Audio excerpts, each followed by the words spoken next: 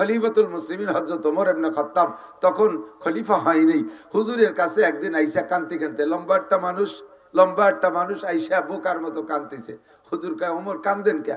কয় হুজুর আমার ভয় হচ্ছে। আমার ভয় হচ্ছে। কিসের ভয় করতেছে? আমার ভয় লাগতেছে যে কিয়ামতের মাঠে যদি এই কোটি কোটি মানুষের মধ্যে আল্লাহ তাআলা একটা এলান দেয়, একটা ঘোষণা দেয়, সবাই বেহেশতে যাবা, সবাই বেহেশতে যাবা, শুধু একটা মানুষ বেহেশতে যাবে না। হুজুর সেই মানুষটা মনে হয় আমি ওমর। একটা মানুষ শুধু দোজখে যাবে আর সব বেহেশতে যাবে, এমন ঘোষণা যদি আসে, তাহলে সেই লোকটা মনে আমি ওমর। হুজুরকে আপনি এবারে চিনতে পারলেন কিভাবে? কয় যে হুজুর, এই সাহাবা যারা আপনার সাথে আছে, কেউ আপনার গলা কাটিয়ে 100 উট পুরস্কারের লোভে কোনোদিন আপনার দিকে আসে নাই, বিভিন্ন ভাবে নির্যাতন করছে। আমি আপনার কল্যাণিয়া 100 উটের লোভে কল্যাণিয়ার জন্য নেমে আসছিলাম। আল্লাহ যদি সেই দিনের ভিডিওটা ধরে রাখে, তাহলেই সর্বনাশ। হুজুর বললেন, ওমর লা তাহজান ওয়ালা তাখাফ, ভয় পেন না, টেনশন করেন না। কলেমা পড়ছেন না? বলে জি। বলে আল কলেমা হলো এমনই একটা কষ্টি পাথর, ওর সাথে ছোঁয়া লাগলে বিগত জীবনে সব জং পরিষ্কার হয়ে সাফ হয়ে যায়, কিচ্ছু নাই, সব সাফ, আগেরই সব মাপ। খুশিতে চলে গেছে। কয়েকদিন পর আবার ওই লম্বা মানুষটা ফেলফেলায় হাসতে হাসতে আইছে। কয় যে হুজুর বলতে, ওমর আজকে কি পয়সা করে কিছু পাইছেন নাকি? কোনো ভালো খবর? এত খুশি? কয় যে হুজুর, আমারটা মনে খুশি ঠেকতেছে। কি খুশি? কয় আল্লাহ যদি কিয়ামতের মাঠে ঘোষণা দিয়ে যায়, সব মানুষ দোজখে যাবে, একটা ভেস্তে যাবে, সব দোজখে, শুধু একজন মানুষ ভেস্তে যাবে, নবীরা বাদে আর কি, নবীরা বাদে সব দোজখে যাবে, একজন ভেস্তে যাবে, সেই লোকটা আমি ওমর। হুজুর বলেন, তোমার ঈমান আছে, আল ঈমানু বাইনাল খাউফি ওয়ার রাজা, ভয় আর আশা দুইটার মাঝে ঈমান। একসময় ভয়তে ভেঙে পড়ে, আবার একসময় ইবাদত বন্দেগী বা আল্লাহর রহমতের দিকে তাকাইয়া খুশিতে বুকটা ভরে ওঠে। এর নাম হলো ঈমান। এর নাম কি? আরেকটা আছে শুধু ভয় পায়, আরে আল্লাহ এত গুনাহ করছি, এই কি আল্লাহ মাফ করতে পারে নাকি? মাফ যখন করবেই না, তাহলে করতেই থাই, আকাম করতেই থাই। ওকে কপালে তওবা হয় না, বেশি ভয় পাই আবার বেঈমান হয়ে গেছে। আবার আরেক দল আছে, ওয়াল আজিজু মান আতবা নাফসাহু হাওয়াহা ওয়া তামান্না আলা আল্লাহ। এদিক তাকান। আরেক দল আছে বেয়াকুব, আনাড়ি, কমবক্ত, পোড়া কবাইলে, হতভাগ্য, মনে যা খুশি তাই করে, মাঝে মাঝে 2 কেজি জিলাপি কিনে দিয়ে মিলাদ দিয়ে বেস্তের আশায় বসে থাকে। না যে সবে বরাত আসতেছে, বাইরের থেকে টুল্লারটা হুজুরের কাছে বিয়ে মারে, হুজুর ধরিয়েন, ক্যাশ ধরায় হুজুরে ধরাই দিয়ে, হুজুর আমার নামটা মিলাদ পড়ে দেন, আর আমার আব্বা আম্মা কোন জায়গায় আটকে গেছে, বেস্তে জাতি বাতি জেনে না বাসে, 2 কেজি জিলাপি দিয়ে ওনাকে বেস্তে ভাটাই দেন। তো তুই কয় না, আমি বিড়ি খাচ্ছি। ও বিড়ি খাচ্ছে বাইরে থাইয়া, ও মসজিদে যাও, ওর বাপরে বেস্তে ভাটাতে 2 কেজি জিলাপি ভাটাই দিছে। বেস্তে যদি এত সহজ হতো, তাহলে এই বিটারা জীবনে সবকিছু বিসর্জন দিয়া 40-50 বছর বুখারী হাদিসের মধ্যে 3টা বেতনে পড়ি থাকতো না, অত সস্তা হইলে। বেস্তে যদি এত সস্তা হতো, তাহলে বছর গাড়ির দিন সারা রাত দাঁড়িয়ে দাঁড়িয়ে নামাজ পড়তো না। তোমার 2 কেজি জিলাপি দি বেস্তে, এত সস্তা। হুজুর বলে এরালা হাম্মক, এত বিশ্বাস করে ফেলাইছে, মানে তকদিরের পর বিশ্বাস। একজন তকদির আল্লাহ কয়, হুজুর আমি মানে মুফাসসাল পড়ি, আমার তকদিরের পর খুব গাঢ় বিশ্বাস হয়ে গেছে, এর কারণে ইবাদত বন্দেগী খুব একটা ইচ্ছে মতো করি না। তা কিরম তকদির পর বিশ্বাস হলো? কইছে অল কদরি খায়রিহি ওয়া শাররিহি মিনাল্লাহি তাআলা, ভালো মন্দ যা হয় সব আল্লাহর পক্ষ থেকে ফয়সালা হয়, উপরের থেকে যা না হয় তা কিচ্ছু আমার দ্বারা করা সম্ভব না। একটা গাছের পাতাও নড়ে না আল্লাহর বিনা হুকুমে। এই যে বিড়ি সিগারেট যা খাইটাই, এ আল্লাহ সব রুজিতে লেহে রাখছে বলে তো খাই। এই জায়গা আমার কি মাতুব্বাড়ি আছে, আমার কি হাত আছে? কপালে নামাজ নাই, আল্লাহ লেখে না, এই জন্যই ভরি নিয়ে। এত কপালটা যদি বিশ্বাস করো, তা আসো কপাল আনো, 2টি জুতোর বাড়ি দেখাই চলে যাও। বিশ্বাস করো যে রুজিতে 2টি জুতোর বাড়ি ছিল, কালাম ফিরে আবার সেই 2টি ফেরত দাও কে? ওই পর্যন্ত বিশ্বাস করে চলে যাও নাকি? যে রুজিতে জুতোর বাড়ি ছিল, খাইয়ে চলে গেলাম, সে সময় দিয়ে আবার ওই 2টি ফেরত দাও, ওই 2টির সাথে আরো 2টি বাড়াই দাও, তাকে। এগুলো সব বেঈমানির লক্ষণ। তাতাজাফা জুনুবুহুম আনিল মাদাজি ইয়াদউনা রাব্বাহুম খাওফান ওয়া তামা। ওই সকল মানুষ আরশে আজিমের নিচে বিনা হিসাবে ছায়া পাইয়া বিনা হিসাবে জান্নাতে যাবে। যারা রাতের বেলা বিছানা ত্যাগ করে উঠা ওযু গোসল যা প্রয়োজন আছে 2 রাকাত 4 রাকাত পড়া রব্বুল আলামিনের কাছে আশা ও ভয় দুইটা রাইখা ক্ষমা চাইয়া চোখের পানি ফেলাই ফেলাই কান্দে। বান্দার চোখ থেকে যখন পানি পড়ে আর সে আজিমের 8টা খুঁটি আছে, হামিলাতুল আরশ সামানিয়া ওয়া ইয়াহমিলু আরশা রাব্বিকা ফাওকাহুম ইয়াওমা ইযিন সামানিয়া। আল্লাহ পাকের আরশ বহন করে রাখে 8 জন ফেরেশতা। এই 8 জন ফেরেশতার হাতে আল্লাহর আরশের 8টা খুঁটি আছে। বান্দা যখন জমিনের উপরে তওবা করে গিড়গিড়ে কাঁদে আর 2 চোখ বেয়ে বেয়ে পানি পড়ে, 2টা চোখের কেনিতে মাছির মাথা পরিমাণ পানি বের হয়, ওই সময় আল্লাহর আরশের 8টা খুঁটি থরথর করে কাঁপতে থাকে। ফেরেশতারা ডেকে বলে রব্বুল আলামিন তোমার আরশের খুঁটি কাঁপছে কেন? এ তো খুব জোরে কাঁপতেছে আল্লাহ, ধীরে ধীরে কম্পন আরো বাড়তেছে।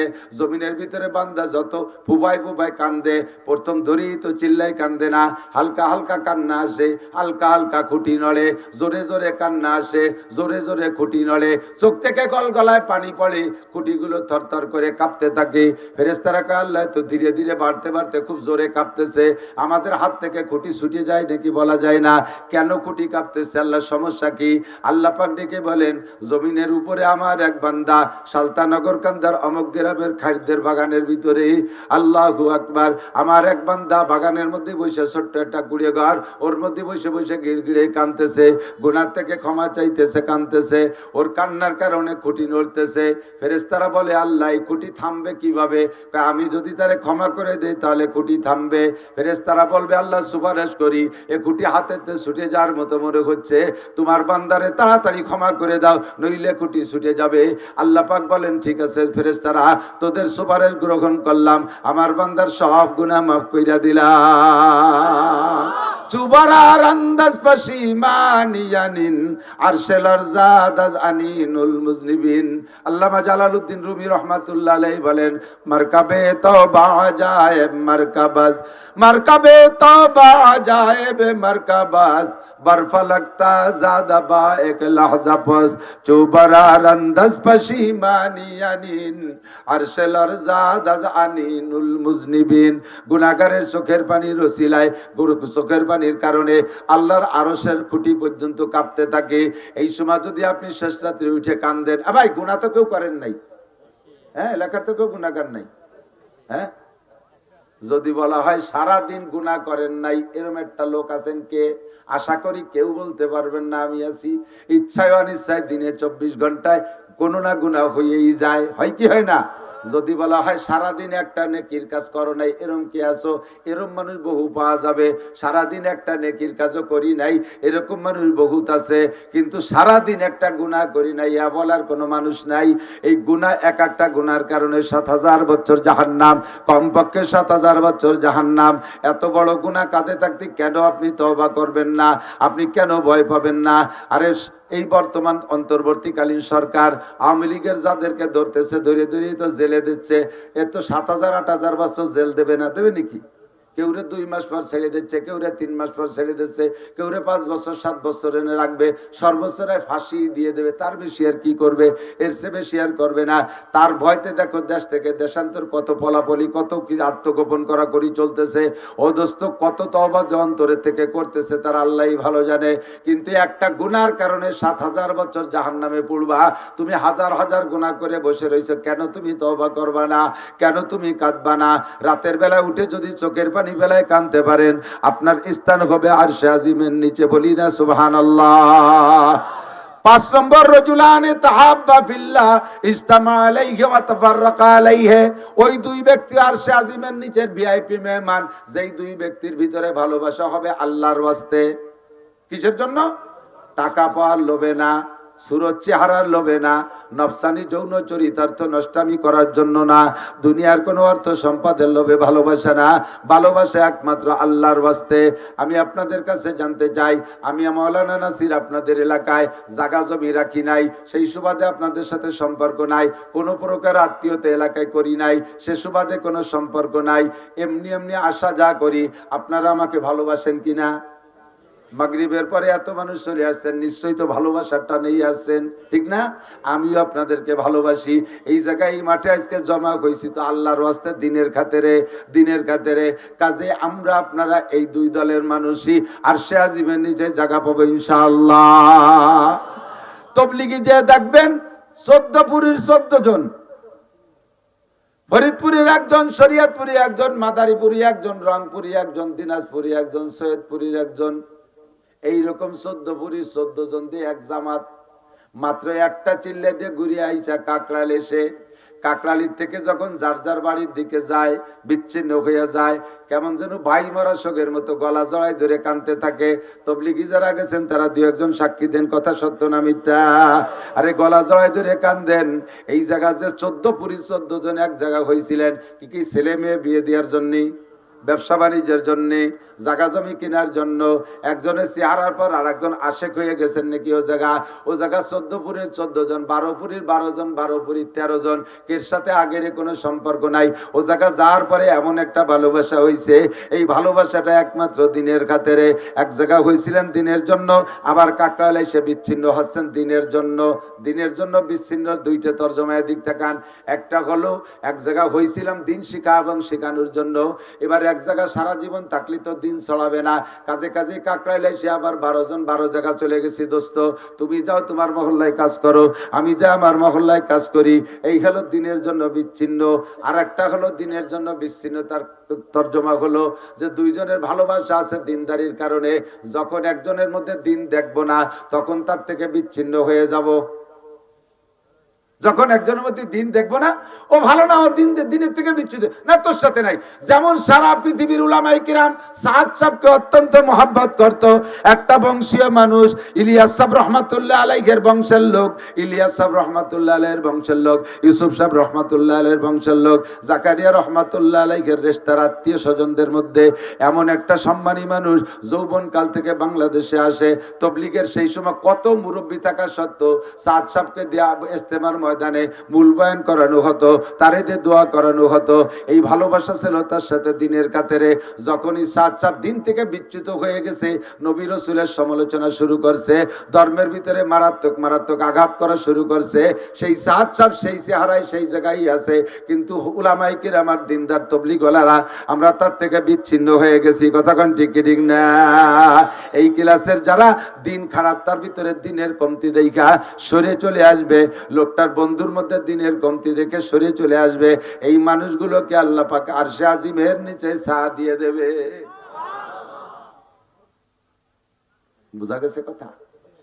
এ যুবক, তুমি এক যুবকের সাথে বন্ধুত্বতা করেছো, ও যুবক নামাজ পড়ে, তুমিও পড়ো, সেও তবলিগে যায়, তুমিও যাও, সেও দাড়ি রাখে, তুমিও দাড়ি রাখো, সেও মসজিদে যায়, তুমিও মসজিদে যাও, সেও টুপি দাড়ি পাগড়িওয়ালা, তুমিও টুপি দাড়ি পাগড়িওয়ালা। তার এইটা দেখে তুমি তারে ভালোবেসে ফেলাইছো। কিছুদিন পর চট করেছে টুপি পাগড়ি খুলে ফেলাইছে। এরপরে কেমন যেন ভাব, তুমি তারে বুঝানোর চেষ্টা করো, আর বুঝ নেয় না। এরপরে পট করে একদিন দাড়ি কয়টা কাইটে ফেলাইছে। দাড়ি কাটার পরে বুঝে ফেলাইছে সম্পূর্ণ স্টার্টিং বাম দিক চলে গেছে, ওর সাথে আর বন্ধুত্ব তা রাখা যাবে না। ওর থেকে তুমি বিচ্ছিন্ন হয়ে চলে আসার সঙ্গে সঙ্গে তোমার নামটা আরশে আজিমের 5 নম্বর খাতায় লেখা হইয়া যায়। হুব্বু ফিল্লাহ বুগযু ফিল্লাহ বলে রে। আল্লাহর জন্য ভালোবাসা আর আল্লাহর জন্য আমাদের শত্রুতা। কথা বলেন ঠিক না? 5 নম্বর 6 নম্বর ব্যক্তি রজুলুন যাকারা, কি বলা হয়? রজুলুন দাতু ইমরাতুন যাতু হাসাবি ওয়া জামাল ফাকালা ইন্নী আকাবুল্লাহ। এ যুবক, আবার দিক তাকাও।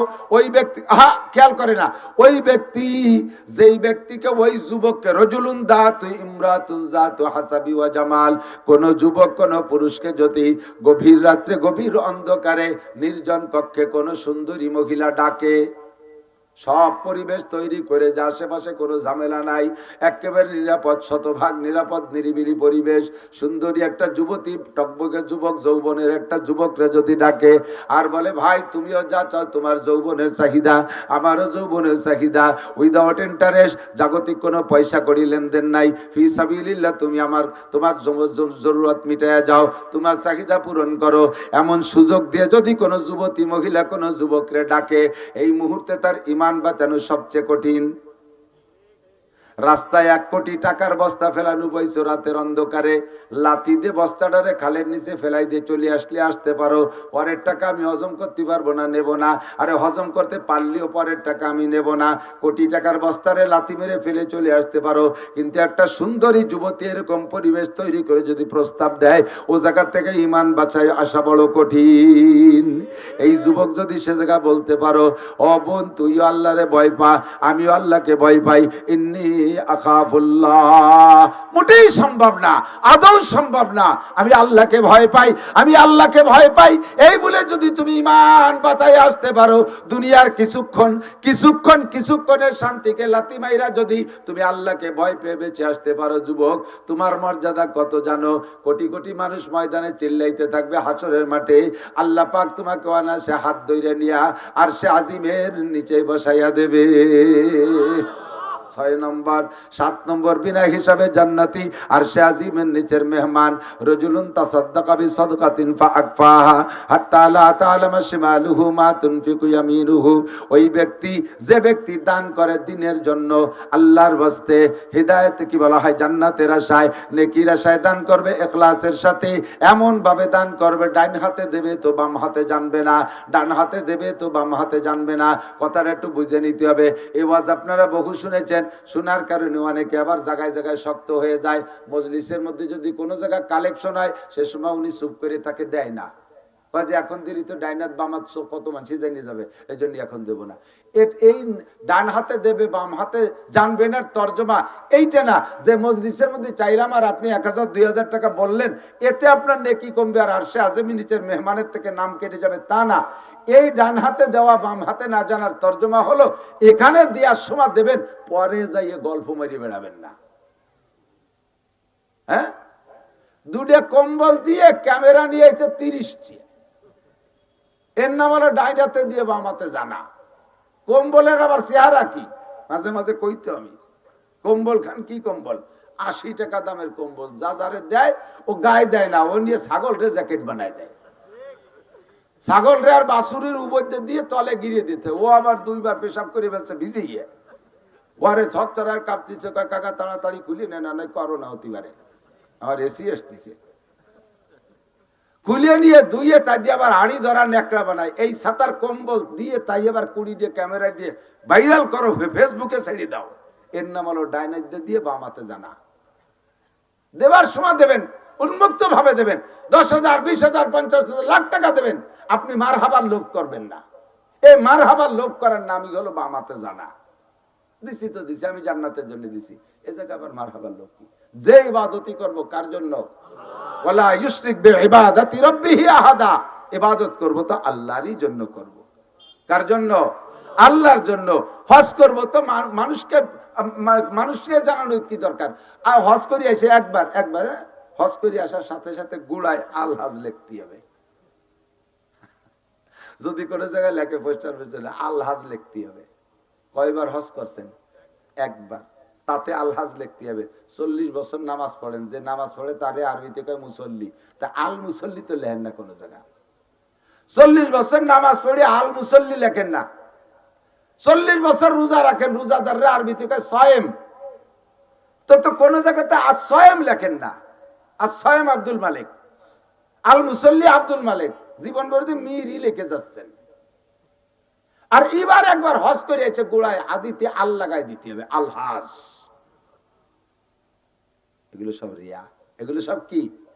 যাহা করিব ইবাদত। এই কথার তর্জমা হলো যে কোন ইবাদত মানুষ দেখানোর জন্য নয়, মানুষের প্রশংসার জন্য নয়। আমি মাওলানা নাসির ওয়াজ করতেছি, আমার এই ওয়াজ দ্বারা হাজারো মানুষ হিদায়াত পাচ্ছে, আল্লাহর রহমতে হাজার মানুষ নামাজি হয়েছে, দাড়িওয়ালা হয়েছে, তবলিগি যাচ্ছে, ফায়দা পেয়ে যাচ্ছে। কিন্তু এর পিছনে আমার সমস্যা, আমি যদি ওয়াজের পরে প্রশংসার লোভ করি তাহলে আমার সব শেষ। আপনারা ইহুদা বিহি ওহুয়া লা ইয়াহতাদি, আমার ওয়াজের দ্বারা আপনারা হিদায়াত পাবেন, আমি হিদায়াত পাবো না। আমি মুশকিলে আছি। বেরোয় যাওয়ার সময় কান খাড়া রাখি, দেখি আজকের ওয়াজের প্রতিক্রিয়া কি আসে।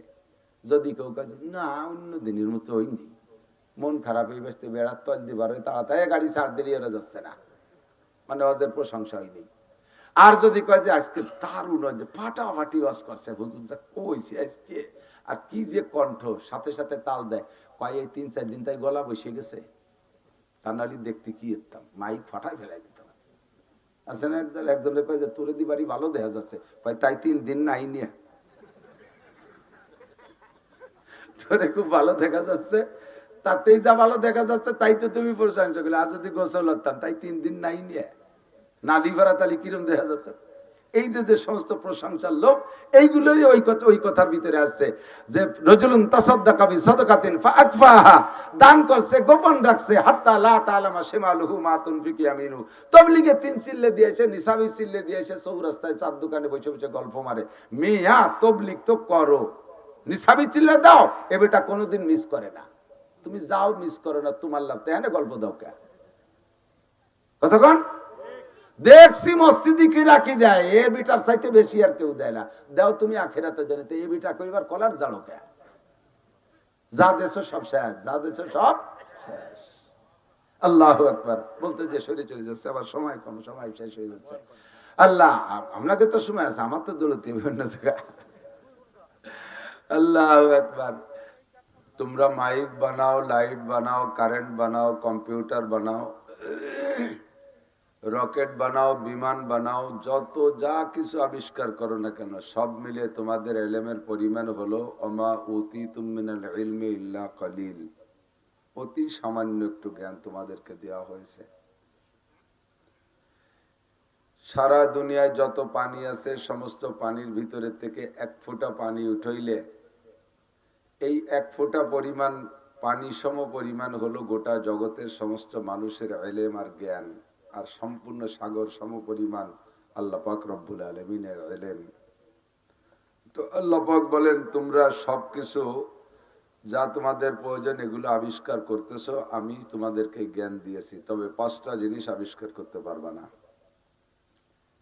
একটা হলো ইন্নাল্লাহা ইনদাহু ইলমুস সাআহ, কিয়ামত কবে হবে, গোটা দুনিয়া ধ্বংস কবে হবে, এটা কেউ কইতে পারবা না।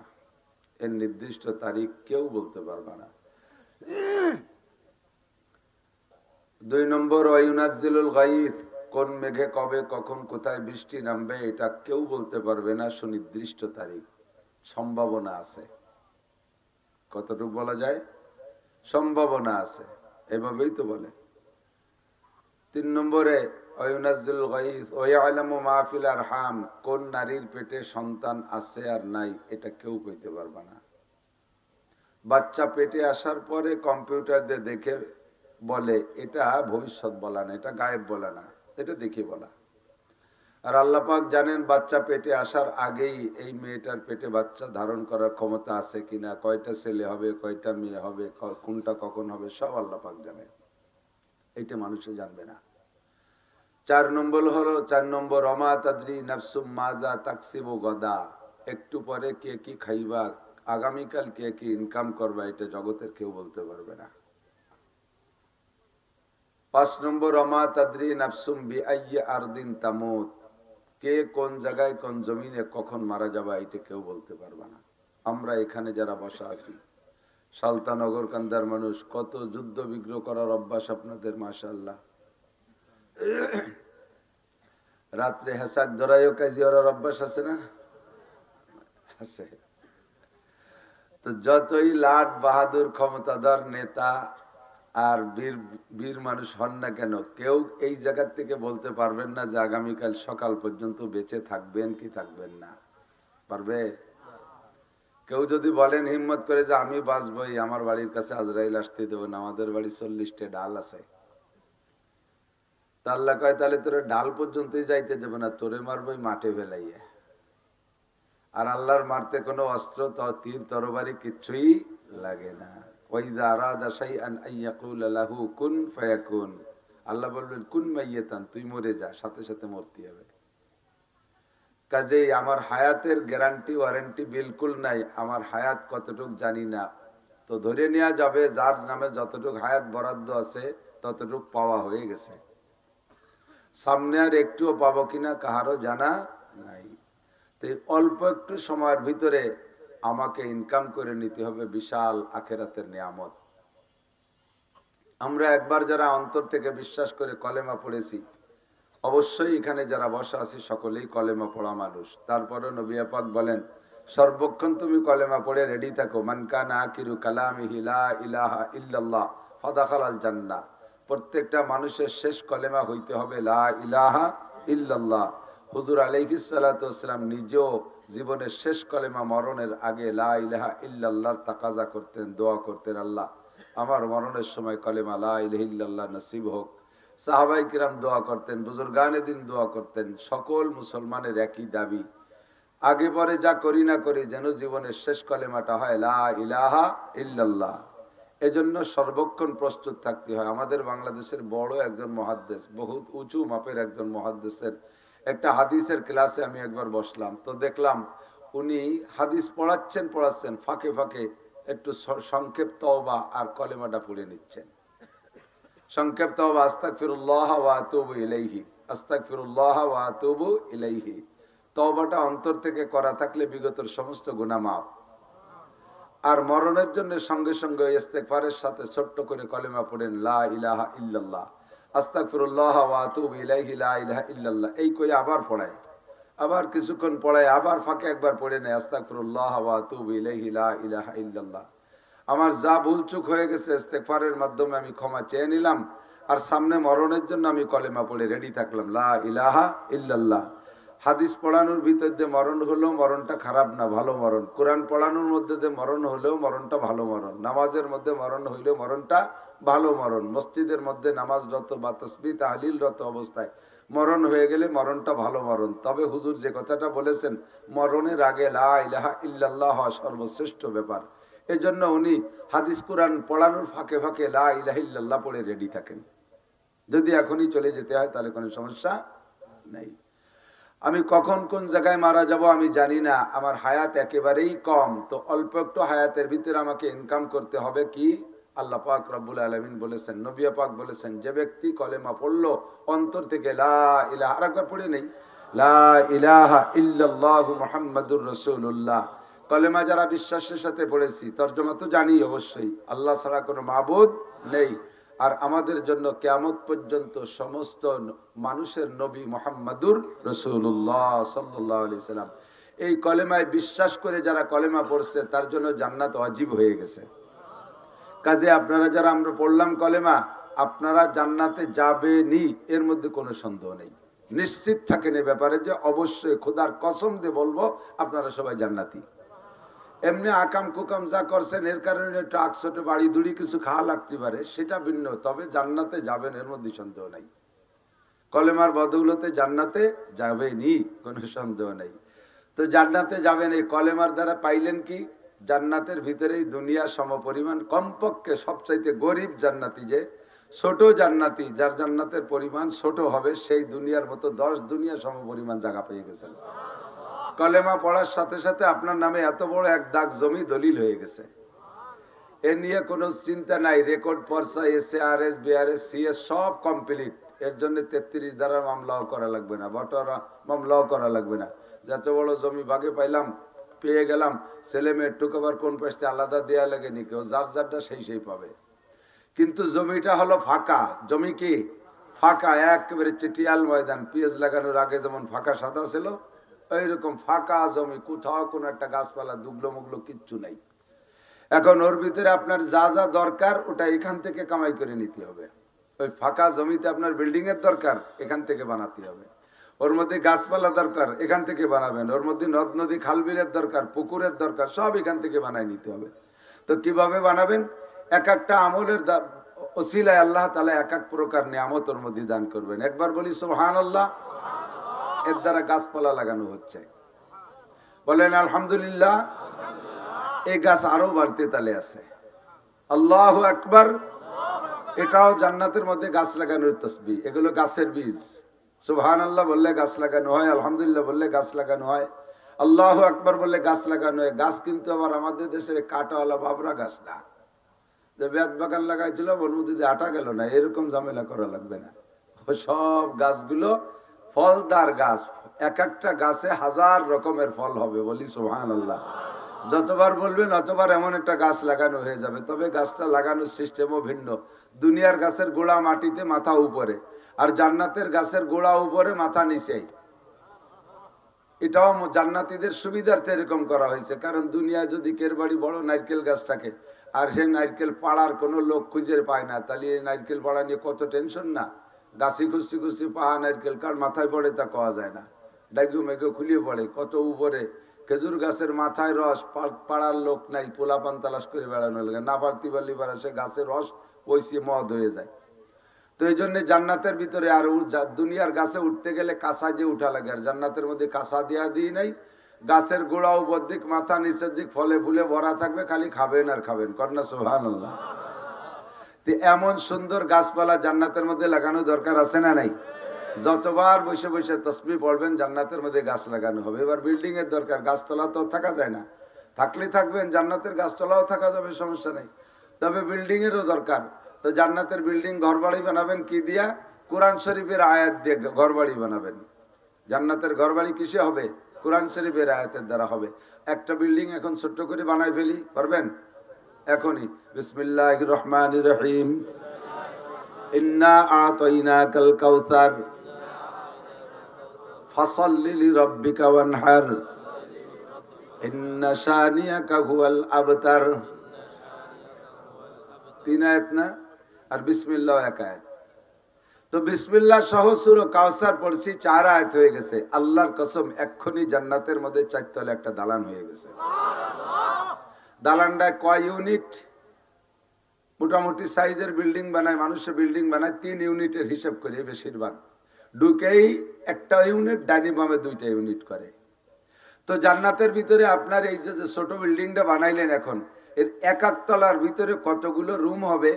আপনার দুনিয়ায় যত আপনজন মহব্বতের মানুষ, মা বাপ, দাদা দাদি, নানা নানি, শ্বশুর শাশুড়ি, আত্মীয় স্বজন, পাড়া প্রতিবেশী, নাতি নাতকুরো, ভাই বোন, ভাবি সাবি যা আছে, উস্তাদ শাগরেদ, পীর মোর্শেদ, ছাত্র ছাত্র ভাই, কর্মজীবনের সাথীরা, যাদের সাথে জীবনে একদিনও কোনো জায়গা বসে বসে খুশি খুশি চা খাই করছেন, এই সব মানুষ যদি জান্নাতি হয় আর ওরা যদি আপনার জান্নাতে বেড়াইতে আসে, একতলার ভিতরে যে রুম হবে প্রত্যেকটা আলাদা আলাদা রুম দেওয়ার পরও রুম থেকে যাবে। আমাদের এই ফরিদপুর আর গোপালগঞ্জে বাটার ইট না, এই ইট আবার আলাদা কায়দা। লাবিনাতু মিন ফিদ্দা, লাবিনাতু মিন যাহাব। একটা ইট হবে স্বর্ণের, একটা ইট হবে রূপার। বলি সুবহানাল্লাহ। সুবহানাল্লাহ বলে বলে গাছ লাগাবেন আর কোরআন শরীফ পড়ে পড়ে দালান বানাবেন। আল্লাহ রাসূল বলেন, ইকালু লিসাহিবিল কুরআন ইকরা ওয়ারতাকি ওয়ারাতিল কামা কুনতা তুরাতিলু ফিদ দুনিয়া ফাইন্না মানজিলাকা ইনদা আখিরি আয়াতিন তাকরাউহা। তুমি দুনিয়ায় যতগুলো আয়াত তেলাওয়াত করেছিলে, এই আয়াতগুলো জান্নাতের মধ্যে বসে বসে তেলাওয়াত করো। পড়তে রহো, উর্দুতে বলে, উর্দু তরজমা, পড়তে রহো আর চলতে রহো, পড়তে থাকো আর উঠতে থাকো। তুমি যত আয়াত পড়ে শোনাবা তোমার বিল্ডিং এর তলা অত হবে। পুরো কোরআন শরীফ যদি পড়ে ফেলেন তাহলে আপনার বিল্ডিং এর ভিতরে জান্নাতের মধ্যে কোরআন শরীফের আয়াত সংখ্যা পরিমাণ 6666 হোক আর 6236 হোক, যাই হোক, এই আয়াত সংখ্যা পরিমাণ বিল্ডিং হয়ে যাবে জান্নাতে। এবার আপনি ওই বিল্ডিং এ উঠবেন, বিল্ডিং এর কোনো সিঁড়িও নাই, লিফটও নাই। এত উপরের বিল্ডিং এ উঁচু তলায় কিভাবে উঠবেন? ওই কোরআন শরীফ হবে আপনার সাথী, কোরআন শরীফ আপনার সাথে থাকবে। যে নম্বর তালায় উঠবেন ওই নম্বর আয়াতটা পড়বেন আর ওই আয়াতে আপনাকে সেই তালায় পৌঁছাই দেবে। কথাগুলো একেবারে কেমন যেন ফাও গল্প গল্প মনে আসছে। দুনিয়ার এত টাকাতে সিঁড়ি বানায়, রানিং সিঁড়ি, অটো সিঁড়ি, কারেন্টের সিঁড়ি, তাই কয়েকদিন পর নষ্ট হয়ে যায়। আর এই জায়গা বিনি সিঁড়িতে এত তালা জ্বালানো উঠবো। এজন্য আল্লাহ পাক বলেন, আদাতুল ইবাদিয়াস সালিহিন মালা আইনুন রাআত ওয়ালা উযুনুন সামিআত ওয়ালা খাতার আলা কলবি বাশার। আমি আমার নেককার ইমানদার পরহেজগার বান্দা বান্দীদের জন্য জান্নাতের মধ্যে এমন নিয়ামত তৈরি করে রেখেছি যা জীবনে কোনোদিন চোখে দেখো নাই।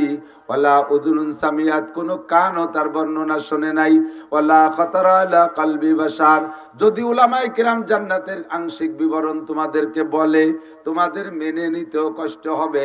কি বলে এত সুন্দর কিভাবে হয়, এত সুন্দর কিভাবে হয়? যেমন ছোট্ট একটা হাদিসে আছে, আল্লাহর নবী বলেন, জান্নাতের ভিতরে পুরুষদেরকে প্রথম দিন যেদিন জান্নাতে যাবে, প্রথম যেদিন জান্নাতে ঢুকবেন, ওই দিন এক একজন পুরুষকে 72 জন করে স্ত্রী হুর দেওয়া হবে। কতজন? এই ভাষা লাগে কম হয়ে গেছে, সুবহানাল্লাহ কইলেন। কম যদি হয় তাহলে প্রত্যেক মাসে আবার 1000 করে বিয়ে করবা, প্রত্যেক মাসে 1000 করে বিয়ে করার অনুমতি থাকবে। এই স্ত্রীরা যত গুণ আছে সব গুণ বর্ণনা করে শেষ করা যাবে না। ছোট্ট একটা বৈশিষ্ট্য তাদের মুখের লালা হবে এত মিঠা, লাউ বাদাকাত ফিল বাহরি লাকানাত আহলা মিনাল আসাল। জান্নাতি হুররা যদি দুনিয়ায় আইসা জিহ্বা থেকে এক ফোঁটা লালা দুনিয়ার কোন পানিতে ফেলে দিত, সারা দুনিয়ার পানি মধুর চাইতে মিঠা হয়ে যাইত। আপনারা মোমেন মুসলমান বিদায় কথা বিশ্বাস করে সুবহানাল্লাহ বলে ফেলাইছেন। যদি একে প্রতিবাদের সুরে আপনি প্রশ্ন করতে চান, তাহলে আপনার কাছে কঠিন প্রশ্ন আছে। সারা দুনিয়ায় যত সুগার মিল আছে, চিনির কল, যত চিনি বানায় নিমেষে আছে না কারখানা, হাজার হাজার হাজার হাজার, সারা দুনিয়ার সমস্ত সুগার মিল চিনির কলের চিনি প্রোডাকশনের পরে শুরু থেকে শেষ পর্যন্ত যতদিন মেশিন চলে আর যতদিন দুনিয়ায় আখ কুশর আছে, এতদিন চিনি বানাইয়া খালি আমাকে পদ্মা নদীতে ডালে, তাতে কি পদ্মার পানি মিঠে বানাতে পারবে? তাহলে সারা দুনিয়ার চিনি দিয়ে এক গাঙ্গের পানি মিঠে বানাতে পারি না। আর কত বড় ভাব কথা, এক বিটে একটু স্যাপ ফেলাই দেবে, সারা দুনিয়ার পানি মধুর সে মিঠে হয়ে যাবে। তবে এই কথাটা ভাও কথা না আসল কথা, একটু কর না, ভাও কথা না আসল কথা? আসল কথা আমি ইন্না লিল্লাহি ওয়া ইন্না ইলাইহি, কারেন্ট যা দোয়া পড়েন, ইন্না লিল্লাহি ওয়া ইন্না ইলাইহি রাজিউন। আল্লাহ আছে, এই যে চালানো হয়ে গেছে, ওরা অ্যাক্টিভ, খুব অ্যাক্টিভ আছে, মাশাআল্লাহ, জাযাকুমুল্লাহ। তো আমি বলছি এজন্য এদিকটা কেন, তো দুনিয়ার কিছু কামাই করতে দুনিয়ার টাকা কামাই করা লাগে। ঢাকা শহরে বিল্ডিং করতে টাকা কামাই করা লাগে, ফরিদপুর শহরে বিল্ডিং করতে টাকা কামাই করা লাগে, বড় বড় দাগে দাগে জমি কিনতে টাকা কামাই করা লাগে। তো জান্নাতের ভিতরে এই বিশাল নিয়ামত, আরো বলতে গেলে রাতভর বলা যাবে, জীবন ভরে বলেও শেষ হবে না। জান্নাতিন তাজরি মিন তাহতিহাল আনহার, প্রত্যেকের জান্নাতের ভিতরে 4টে করে নদী থাকবে। কয়টা? 4টে করে নদী। এই কথাগুলো বলার জন্য আল্লাহ নবীকে আল্লাহ পাক হুকুম করেছেন, এবং নবীর এই সিফাতও, ইয়া আইয়ুহান নাবিয়্যু ইন্না আরসালনাকা শাহিদাও ওয়া মুবাশশিরা ওয়া নাযীরা, হে নবী আপনাকে উম্মতের জন্য সত্য সাক্ষ্যদাতা হিসেবে এবং আপনাকে সুসংবাদদাতা হিসেবে পাঠিয়েছি। এই জাতীয় সুসংবাদ বর্ণনা দেওয়া, জান্নাতের বর্ণনা বিশ্লেষণ করা, কিছু জানা থাকলে সেগুলো বলা, এটাও বয়ানের একটা মজমুনের ভিতরে আল্লাহ পাকই অর্ডার করেছেন। এই জন্য যে বোঝে সে খোঁজে। জান্নাতকে যদি এভাবে আপনি বোঝেন তাহলে খুঁজবেন না যে জান্নাত কি, আমি কিসের লোভে নামাজ পড়ি, কিসের লোভে রোজা রাখি, আমি এত পরিশ্রম কেন করি, কিসের জন্য করেন, সেই কথাগুলোই বলতেছি। যে আপনার জান্নাতের ভিতরে 4টে নদী হবে, প্রত্যেকের জান্নাতে। একজনের নদীতে আর একজনে যাবে না, একজনের সিঁড়ির উপরে আর একজন বসে পানি আনতে যে কাড়াকাড়ি ঠেলা ঠেলি হবে না, গন্ডগোল হবে না। প্রত্যেকের জান্নাতে 4টে করে নদী। 1 নম্বরে পিওর পানির নদী, মা আন তহুরা, যে পানির সিফাত আল্লাহ নিজে বলেছেন, মা আন তহুরা, পবিত্র পানি, যে পানির ভিতরে আর্সেনিক নাই, আয়রন নাই, লবণ নাই, কোনো গন্ধ নাই, কোনো ভেজাল নাই, 100% পিওর পানি হবে। একটা নদী থাকবে এরকম, পুরো জান্নাত ঘুরে ঘুরে পানি, নদীতে পানি পৌঁছাবে। 2 নম্বরে লাবানান খালেসা, একেবারে ফ্রেশ পরিষ্কার দুধ। জান্নাতের মধ্যে দুধ খাইতে গাই পালা লাগবে না, ঘাস কাটা লাগবে না, খেড় কাটা লাগবে না, খেড়কুটো জোগাড় করা লাগবে না, ভুসি মুসি কিনা লাগবে না, গোবর ভেলানো লাগবে না, খালি দুধ আর দুধ, খাল ভরা দুধ। কষ্ট পাচ্ছেন নাকি শুনে? যে এত দুধ খাবো কোন জায়গা, ব্যাস পইবা কোন জায়গা? আপনার বেচা লাগবে না, বেচবেন কার কাছে? যার কাছে বেচবেন তারও এক গাং আছে, বলেন না সুবহানাল্লাহ। 3 নম্বরে আসালাম মুসাফফা, ফ্রেশ পিওর মধুর নদী। মধু জান্নাতি নিয়ামত, মধু কি জান্নাতি নিয়ামত। 4 নম্বরে শারবাতান সায়গাল লিশারিবিন, কলিজা ঠান্ডা করার মতো শরবতের একটা নদী হবে। খাবেন, শরবতের মধ্যে ডুবোবেন, দুধের নদীর ভিতরে গোসল করবেন, কেউ ঠেকাবে না। এই যে বিশাল জান্নাত, এটা কামাই করতে হবে কোন জায়গা থেকে? আর দুনিয়া মাজরাতুল আখিরা, দুনিয়া হলো আখিরাতের ক্ষেত, এখান থেকে কামাই করে যাবেন, কামাই করে যাবেন এখান থেকে। বিশাল জান্নাত, জান্নাতীদেরকে জান্নাতে ডান পাশে ঢুকাই দিবে, জাহান্নামীদেরকে জাহান্নামের ভিতরে ঢুকাই দেবে বাছাই করে হাসরের মাঠে। বাছাইটা হবে আল্লাহর কথা খেয়াল করি। আল্লাহ পাক বলবেন আমতাজুল ইয়াউমা আইয়ুহাল মুজরিমুন, দুনিয়ায় যারা আমাকে আল্লাহ বলে স্বীকার করিস নাই, আমার ইবাদত বন্দেগী করিস নাই, দেবদেবীর পূজা পাঠ করেছিস, আমাকে আল্লাহ বলে মানিস নাই, আমতাজু, এই মাঠে বসে থাকতে পারবি না, বের হয় এখান থেকে। আমতাজু, বের হ, থাকবি না। সব কাফেরদেরকে বাছাই করে বের করে ফি নারি জাহান্নামা খালিদিনা ফিহা আবাদা। একজন জাহান্নামী কাফেরের কাছে আল্লাহ পাক নামাজ, রোজা, হজ, যাকাত, ফরজ, ওয়াজিব, সুন্নাত, মুস্তাহাব, তাবলীগ, চরমুনাই, মসজিদ, মাদ্রাসা, তিলাওয়াত, জিকির, ফিকির কিচ্ছু জিজ্ঞাসা করবে না। ওরা বিনা হিসাবে জাহান্নামী, ওরা বিনা হিসাবে জাহান্নামী। আর জান্নাতীদের ভিতরে আল্লাহ ক্লাসিফিকেশন করবেন। প্রথম 7 গুণের মানুষকে আল্লাহ তাআলা বাছাই করে বিনা হিসাবে জান্নাতে দেবে। 1 নম্বরে ন্যায়পরায়ণ বাদশা, 2 নম্বরে ওই যুবক যার যুবক যুবতী যার যৌবনকালটা ইবাদতের মধ্যে অতিবাহিত করেছে, মনে যা চাইছে তাই করে নাই, নামাজের মধ্যে কাটাইছে, যৌবনকালকে তাহাজ্জুদের মধ্যে কাটাইলো, যৌবনকালকে গুনাহ থেকে ফিরানোর মধ্যে বাজনা, কনসার্ট মনসার্ট আবাজাবার মধ্যে যায় নাই, 14ই ফেব্রুয়ারির আনন্দ উৎসব থেকে নিজেকে বিরত রেখেছে, পয়লা বৈশাখের পান্তা ইলিশের থেকে নিজেকে ফিরিয়ে রাখছে, 31st নাইটের নোংরামি থেকে নিজেকে বাঁচায় রাখছে, জারি যাত্রা, কড়সা, গাজীর গান, গুণযাত্রা থেকে নিজেকে ফিরিয়ে রাখছে, টেলিভিশন আর ফেসবুক, মদ, গাঁজা বা ফেনসিডিল, হিরোইন, সব আকাম কুকাম থেকে যুবক নিজেকে ফিরিয়ে রাখছে, যুবতী মহিলা পরপুরুষের সাথে প্রেম আলোচনার থেকে নিজেকে বিরত রেখেছে। এই যুবক আর যুবতী 2 নম্বর মেহমান আরশে আজিমের নিচায়। বিনা হিসাবে এদের কাছে নামাজ, রোজা, হজ, যাকাত কিচ্ছু জিজ্ঞাসা হবে না। 1 নম্বর প্রথম কাতারে আরশে আজিমের নিচে আগে তারা বসবে, এরপরে সেখান থেকে জান্নাতে যাবে। 3 নম্বরে রাজুলুন কলবুহু মুআল্লাকুম বিল মসজিদ ইযা খারাজা মিনহু হাত্তা ইয়াউদা ইলাইহি, যেই পুরুষের অন্তরটা মসজিদের সাথে লাগানো থাকে, এক ওয়াক্ত নামাজ পড়া পিছনের দিকে ফিরে যায়, এক ওয়াক্ত নামাজ পড়ে পিছনের দিকে বাড়ির দিকে যায়, আর মসজিদের দিকে ফিরে ফিরে তাকায়, আবার কখন আজান হবে, আবার আমি আসব মসজিদে, কাজ কামে হাত দেয়, কাজে আজান দিকে কানটা খাড়া করা থাকে, ওই আজান হওয়ার সঙ্গে সঙ্গে কাজ কাম ছেড়ে দিয়ে মসজিদে চলে আসে। এই যুবক, এই পুরুষ যারা আছে, তো পুরুষের কথা যেহেতু রজুলুন শব্দ আছে, মহিলারা কি এই জায়গা থেকে বঞ্চিত না? মহিলারাও বঞ্চিত না। মহিলারা মসজিদে যাবে না, তবে তারা জায়নামাজে নামাজ পড়বে ঘরে, জায়নামাজটা তুলে রাখার সময় আবার অন্তরটা রাখবে মসজিদের দিকে, মুয়াজ্জিন কখন আজান দেয় আবার আমি জায়নামাজে চলে আসব। এই নারী আর পুরুষ বিনা হিসাবে জান্নাতি। একটু বলি না সুবহানাল্লাহ। ওয়ারাজুলুন যাকারাল্লাহ খালিয়ান ফাফাযাত আইনা, হাসরের মাঠ থেকে বিনা হিসাবে যাদেরকে আল্লাহ পাক আরশে আজিমের নিচে বসাইয়া বিনা হিসাবে জান্নাতে দেবে। 4 নম্বর হলো রাজুলুন যাকারাল্লাহ খালিয়ান ফাফাযাত আইনা, যে সময় রাতের বেলা সব মানুষ নিঝুম ঘুমিয়ে আছে, এক শ্রেণীর মানুষ ওই ঘুমের মধ্যে থেকে ওঠে, তাতাজাফা জুনুবুহুম আনিল মাদাজি ইয়াদউনা রাব্বাহুম খাওফান ওয়া তামা। আরামের বিছানা, গায়ের থেকে কম্বলটা সরানো বহুত বড় কঠিন ব্যাপার শীতের রাত্রে। কতক্ষণ গায়ের থেকে গরম ল্যাপটা সরাইয়া ঠান্ডা পানির মধ্যে ডুব দিতে হবে। প্রয়োজনে যদি গোসল ফরজ হয় ঠান্ডা পানিতে গোসল করতে হবে। আরামের ল্যাপ কম্বলে ফেলে রেখে ঠান্ডা পানিতে গোসল করা বহুত বড় মুজাহাদা। ময়দানে যে কাফেরের সাথে যুদ্ধ করা যত কঠিন, তার চেয়ে খুব একটা কঠিন না, তার চেয়ে খুব একটা কঠিন না। এই সময় আপনি যদি বিছানার থেকে উঠতে পারেন, আল্লাহ পাক রব্বুল আলামিন আপনাকে, আল্লাহু আকবার, আরশে আজিমের নিচে তার ভিআইপি মেহমানদের 4 নম্বর কাতারে বসায় দেবে। তাহাজ্জুদ পড়া মালিকের কাছে দোয়া করবেন, তাতাজাফা জুনুবুহুম আনিল মাদাজি ইয়াদউনা রাব্বাহুম খাওফা ওয়া তামা। দোয়া করবে রবের কাছে খৌফের সাথে, ভয়ের সাথে, ওয়া তামার আশার সাথে।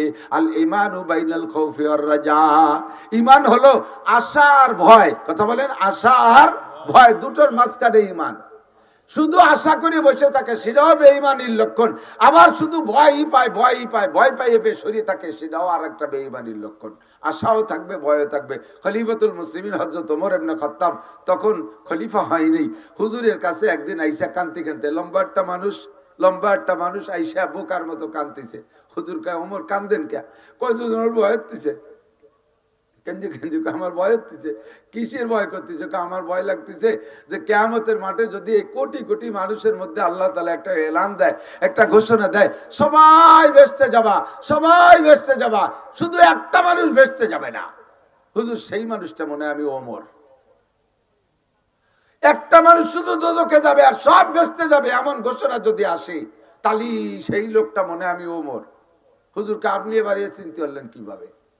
কয় যে হুজুর, এই সাহাবা যারা আপনার সাথে আছে, কেউ আপনার গলা কাটিয়ে 100 উট পুরস্কারের লোভে কোনোদিন আপনার দিকে আসে নাই, বিভিন্ন ভাবে নির্যাতন করছে। আমি আপনার কল্যাণিয়া 100 উটের লোভে কল্যাণিয়ার জন্য নেমে আসছিলাম। আল্লাহ যদি সেই দিনের ভিডিওটা ধরে রাখে, তাহলেই সর্বনাশ। হুজুর বললেন, ওমর লা তাহজান ওয়ালা তাখাফ, ভয় পেন না, টেনশন করেন না। কলেমা পড়ছেন না? বলে জি।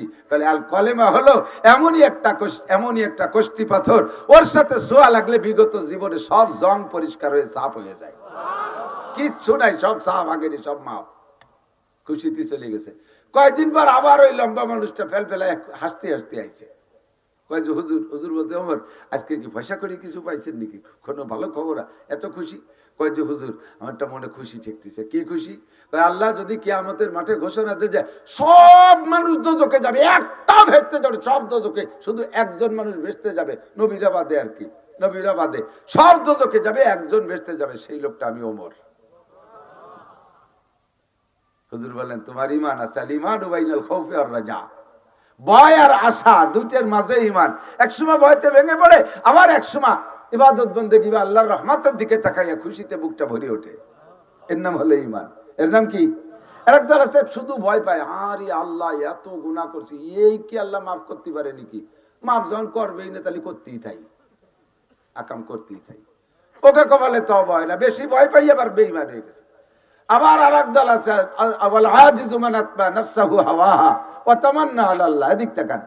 আরেক দল আছে বেয়াকুব, আনাড়ি, কমবক্ত, পোড়া কবাইলি, হতভাগ্য, মনে যা খুশি তাই করে, মাঝে মাঝে 2 কেজি জিলাপি কিনে দিয়ে মিলাদ দিয়ে বেস্তের আশায় বসে থাকে। তাই না? যে সবে বরাত আসতেছে, বাইরের থেকে টুল্লারটা হুজুরের কাছে বিয়ে মারে, হুজুর ধরিয়েন, ক্যাশ ধরায় হুজুরে দিয়ে, হুজুরের ধরাই দিয়ে হুজুর আমার নামটা মিলাদ পড়ে দেন, আর আমার আব্বা আম্মা কোন জায়গায় আটকে গেছে, বেচতে জাতি পারতে জানে না, বাসে 2 কেজি জিলাপি দিয়ে ওনাকে বেচতে পাঠাই দেন। তো তুই কয় না, আমি বিড়ি খাচ্ছি। ও বিড়ি খাচ্ছে বাইরে থেকে, ও মসজিদে যাও, ওর বাপরা বেচতে ভাটাতে 2 কেজি জিলাপি ভাটাই দিছে।